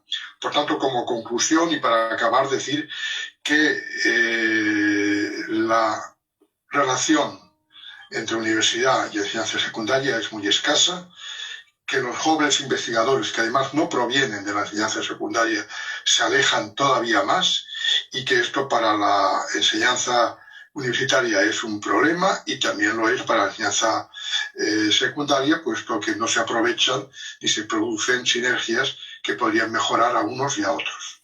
Pero sobre todo... Bueno, ahí escuchamos unos minutos a este gran profesor que se llama Joaquín Prats, que tiene un planteamiento muy interesante que quería compartirles, y tiene que ver con esa posibilidad que no se ha aprovechado entre los niveles educativos. O sea, si bien es cierto, hay ciclos propedéuticos, no existe una vinculación clara entre la educación media y la educación superior. Por ejemplo, bueno, en México existe la preparatoria, que es esa transición entre la educación media y la educación superior. En Colombia no tenemos eso. En Alemania también tienen una especie de preparatoria. Y por eso en Colombia debe haber una reforma educativa y que se logre lo que Joaquín Prats está diciendo acá. O sea, que se logre esa sinergia. Pero si la materia de historia no se enseña ni siquiera, y es un mini componente de la materia de ciencias sociales, uno llega a la universidad a estudiar historia prácticamente nulo. O cualquier persona que estudie una carrera, que tenga un curso de historia, también llegan con gran nulidad. Y por eso me parece tan importante lo que está diciendo aquí este gran didacta de la historia, y es sinergia. Esa palabra tan bonita, pero a la vez tan clave para comprender que lo que él está viendo en el caso de Cataluña y en general, pues en el caso de España, aquí lo vemos con mayor razón. Allá por lo menos hay grandes didactas de la historia, pero acá, de las pocas personas que hace algo, lo hace desde la praxis, más que desde la teorización. Diana Uribe, que por acá me llega un comentario muy interesante de nuestra amiga Claudia Pilar Mejía Osa, que, o sea, nuestra amiga nos está diciendo que para ella pues hay una serie de concepciones muy interesantes, como que la didáctica de la historia ante todo debe ser un discurso agradable. Estoy totalmente de acuerdo con Claudia Pilar. O sea, la historia se ha vuelto un discurso desagradable, un discurso pesado, ladrilludo. Por eso el martes pasado un compañero me decía, recomiéndeme libros de historia de Colombia y del conflicto armado que no sean ladrilludos. Y yo le recomendé algunos. Pero me parece fundamental buscar ese discurso que sea entendible. Pero lamentablemente, pues la historia, pues, en esa búsqueda, entre comillas, de una cientificidad, se ha llenado de unos tecnicismos que solamente entienden historiadores, como la palabra decimonónico, o decimonónica, que yo utilizo ese concepto solamente cuando lo estoy explicando y lo digo de manera más sencilla, digo, lo relacionado con el siglo XIX o decimonónico. Entonces, el historiador suele hablar para historiadores o para académicos con una formación conceptual muy alta. Y ese discurso hay que llevarlo a la gente que no tiene esa formación académica. O sea, que la clase de historia la entienda la señora de los tintos, el barrendero, que la entienda el agricultor. Y eso sería el sueño de las universidades nómadas. O sea, que no solamente que el conocimiento le llegue a la gente, sino que la gente no vea el conocimiento como algo aburrido o enredado. Y si en algo se especializa el conocimiento académico es en ser muy pesado, y por eso quería compartirles esta reflexión del señor Joaquín Prats, y ojalá pues que en Colombia lleguemos a tener un gran referente de didáctica a la historia, porque desde lo poco que yo conozco, o sea, no conozco un solo referente de didáctica de la historia. Por eso este punto número 5, que es la educación de la historia, me parece el más importante de todos los que hemos hablado hoy. Bueno, por aquí va a mandar unos saludos más. Un saludo para Daniel Cuartas, que veo que se conectó hace poco. Para Jonathan Rubiano Ruiz. Bueno, ya había saludado, por ejemplo, a López Henao, sí.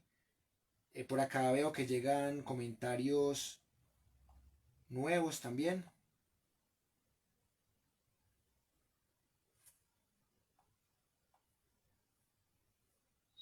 Comentarios al interno. Sí, definitivamente. Hoy estamos inaugurando un curso que yo quiero que no sea un curso del montón, o sea, yo quiero que tenga didáctica de la historia, porque pareciera que hay un divorcio muy grande entre lo que es el saber histórico y lo que es la educación del saber histórico, o las didácticas para desarrollar pensamiento crítico de la historia, en este caso de Colombia, de las guerras civiles y del conflicto armado. Entonces me parece muy interesante considerar esto, y por eso les compartí el punto de vista de este gran didacta de la historia, en el caso de Cataluña, el señor Joaquín Prats. Bueno, yo les había prometido que íbamos a hablar del siglo XVIII, que íbamos a hablar de cómo se da una historiografía en esa época, el aporte, por ejemplo, de Voltaire, también de la importancia que tiene la revolución de las 13 colonias británicas, lo que ahora llamamos Estados Unidos de América.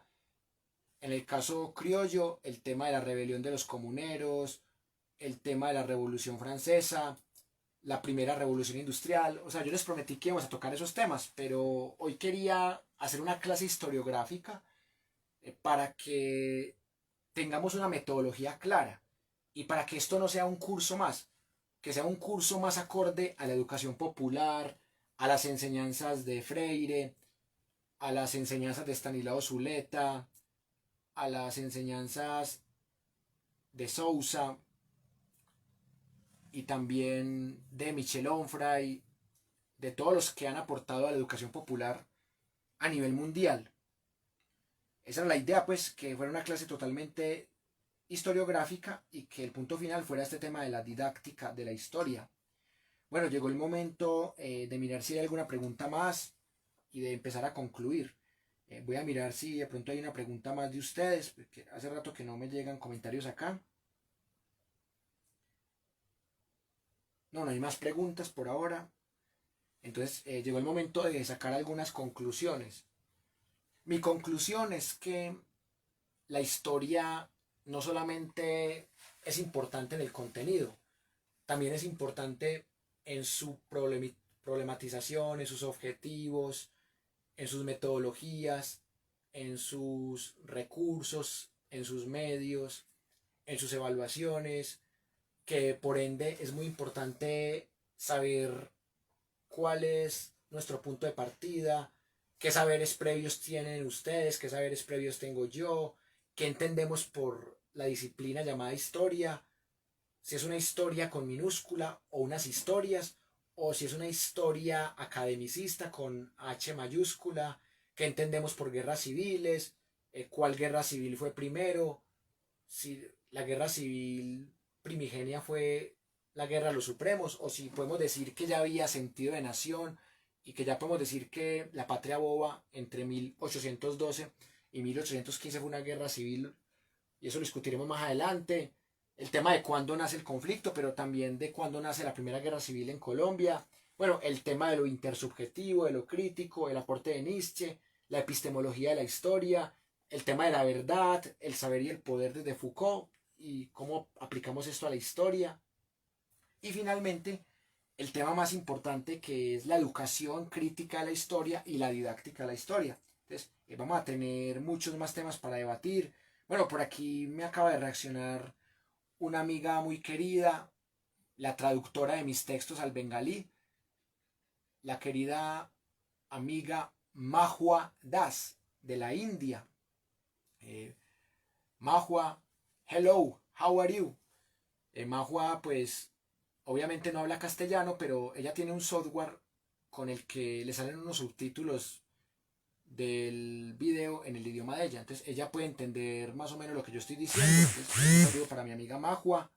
Qué bueno verla por aquí, pues hacía días que no la veía.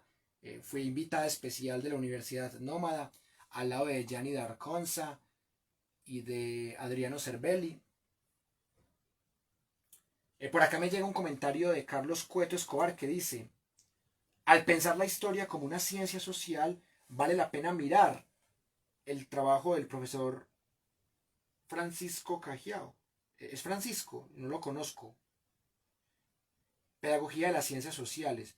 Una educación contextual donde se parte del conocimiento previo del estudiante y hace énfasis en dejar claro el tiempo histórico, el espacio geográfico y los sujetos. Teniendo claro esto, se llega a una mejor comprensión de los temas. Vea, por ejemplo, este autor no lo he leído. Entonces mire que eso es un aprendizaje muy grande para mí. Un saludo muy especial para Julián Cortés y para Fernando Montero de la Rosa, pues otro compañero que también nos apoya bastante con la difusión de este proyecto de educación popular.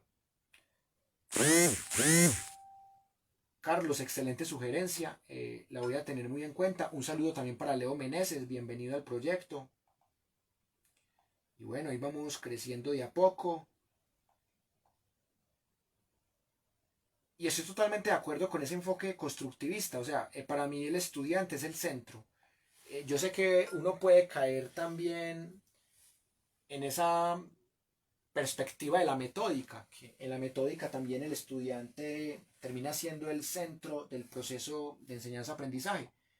Pero más allá de la metódica, me parece muy importante la didáctica y el enfoque constructivista.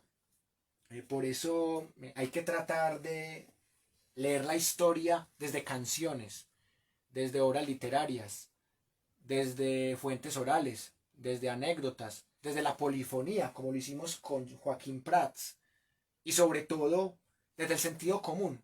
O sea, que sea en un discurso que cualquier persona entienda. Ahorita teníamos un niño de 13 años y le estaba pareciendo entendible la clase, dicho por su mamá. Entonces, un niño de 13 años tiene el nivel intelectual para entender esta clase. Y eso para mí es un sustrato de lo que pretendemos que sea una didáctica de la historia desde el pensamiento nómada. Muchas gracias, compañero, por ese comentario. Muchas gracias, pues, a toda la gente que estuvo conectada, a toda la gente que reaccionó, que comentó, a toda la gente que compartió en sus redes sociales, a toda la gente que puso sus apps. Gracias a ustedes esta sesión le va a llegar a muchas más personas. Remato diciendo que fue una sesión introductoria muy agradable. Estas 2 horas se me fueron volando. Ayer lamentablemente no pudimos tener las 2 sesiones que teníamos programadas, pues la sesión que teníamos de argumentación a las 2 y de gramática, escritura creativa y edición de texto no las pudimos llevar a cabo, pues tuve que resolver algunos temas familiares, pero por fortuna hoy sí pudimos. Espero que el próximo lunes podamos avanzar en esos 2 cursos. Mañana tenemos 2 cursos muy especiales, porque son cursos que no existen en la universidad sedentaria, en la universidad normal. Vamos a tener un curso de poesía inédita en vinilo. Vamos a reproducir unos vinilos que, de hecho, pues acá los tengo a la mano. Vamos a reproducir algunos de estos vinilos. Poesía inédita en vinilo que no está en YouTube. Y para seguir en esa misma línea, mañana a las 8 de la noche vamos a tener también la sesión de música que no está en YouTube o que es muy difícil de encontrar en YouTube. O sea, agrupaciones que apenas tienen un demo, un EP, que son muy underground, que apenas tienen una grabación o 3, 4 grabaciones en YouTube y ya, o agrupaciones que ni siquiera aparecen en internet, pero que existieron y que las enciclopedias como Metalum, por ejemplo, dan fe de ello. El jueves vamos a tener la sesión de historia y cine, o cine e historia más bien, de cómo el cine se convierte también en una didáctica para pensar críticamente la historia.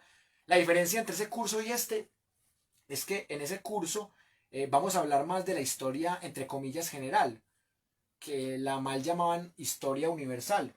Vamos a hablar más, por ejemplo, de la antigua Mesopotamia, del antiguo Egipto, de la antigua Persia, del antiguo Irán, de la antigua Grecia, la antigua China, la antigua Roma, la Edad Media. Vamos a hablar más de esa historia y aquí vamos a hablar más de la historia que llaman de Colombia y algunas cositas de la historia de Latinoamérica. Entonces, esa es la diferencia y que en este curso pues utilizamos herramientas diferentes al cine, mientras que en el curso de los jueves solamente tenemos herramientas como el cine, la herramienta del cine y en el peor de los casos el documental. Los viernes también tenemos 2 cursos, el nuevo que se llama Crítica Nómada, que es la cátedra de la Universidad Nómada, dedicada al manifiesto por la Universidad Nómada, dedicada al pensamiento de Nietzsche, de Deleuze, de Onfray, de Foucault, de Freire, de Sousa, de todas las personas que han aportado a la educación popular y al pensamiento nómada, de Facundo Cabral también, por supuesto. Bueno, y también tenemos un curso que lleva para su 4ª sesión, el curso de humor y stand-up. No es un curso para contar chistes, sino para analizar la estructura de los textos cómicos serios.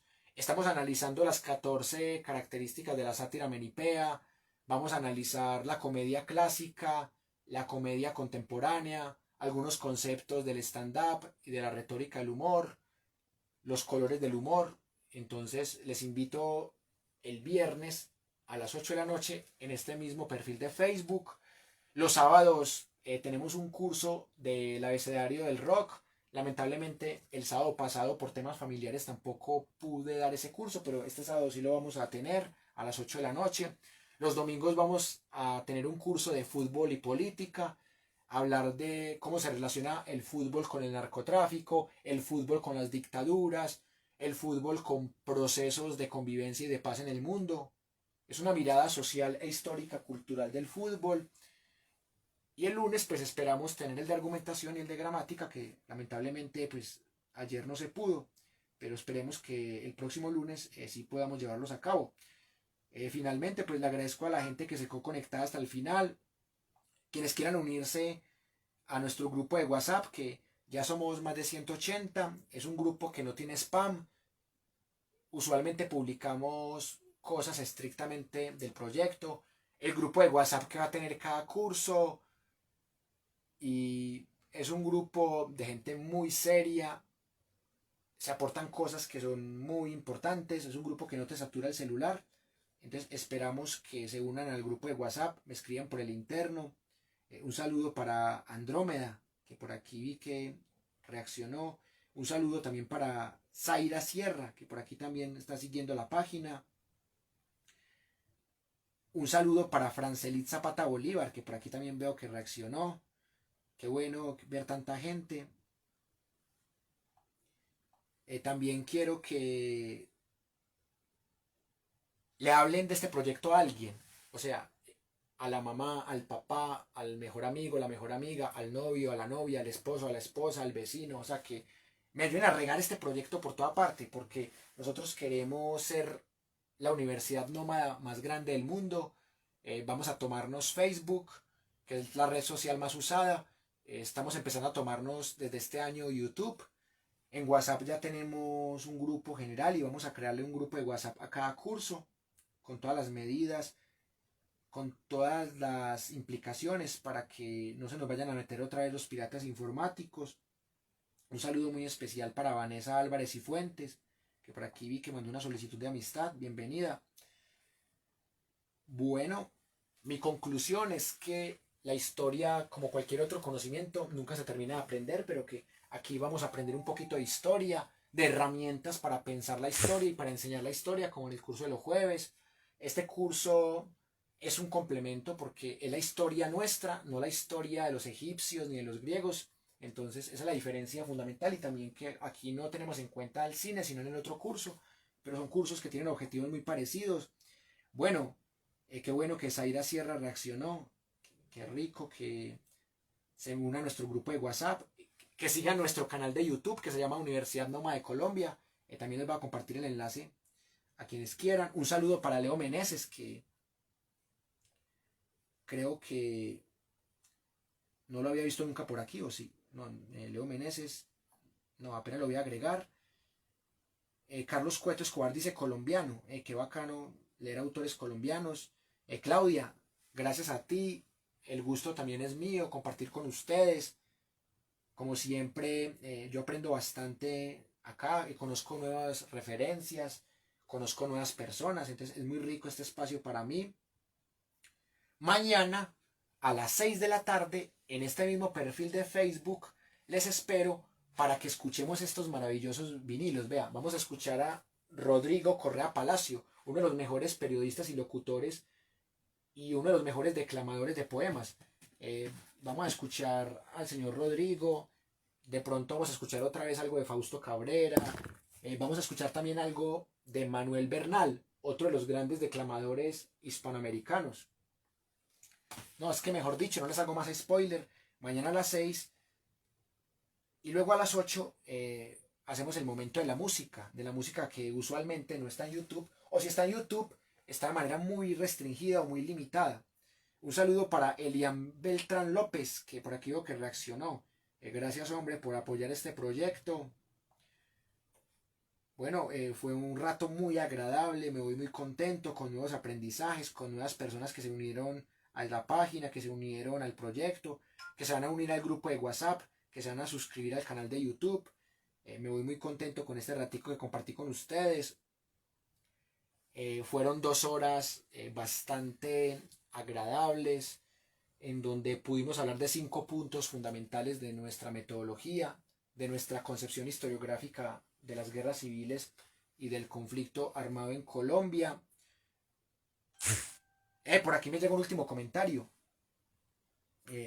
Bueno, unos últimos comentarios. Leo Meneses dice: un saludo, gracias por las clases, es con mucho gusto. Le estoy dedicando 20 horas a este proyecto semanales y eso lo hago con mucho amor. No he recibido un solo peso, pero he recibido cosas más importantes como sus mensajes de apoyo y sobre todo conocer nuevas amistades y lograr que nos eduquemos sin depender del Estado. Claudia Pilar dice: en mi familia por lo menos saben que estoy conectada. Eso para mí es un gran logro. Qué bueno que en tu familia lo sepan. Qué rico. Un saludo para Felipe Triana, para Carlos Castaña. Vea que se conectó hasta el duro de los Triana y también el duro de Carlos Castaño. Ah, no, de Carlos Castaña. Ahí, qué bueno, hombre. Una bromita, pues, que espero no la tomen a pecho. Qué bueno, muchachos que están por acá. Bueno, Lorena Piedraíta, qué bueno que haya reaccionado a nuestra publicación. Bienvenida a nuestro proyecto, Lorena. Bueno, muchas gracias por compartir estas 2 horas conmigo. Nos vemos mañana a las 6 de la tarde con un nuevo curso de su proyecto Universidad Nómada, poesía en vinilo y luego música subterránea, música que usualmente no está en YouTube. Les deseo una feliz noche y nos vemos mañana. Hasta entonces.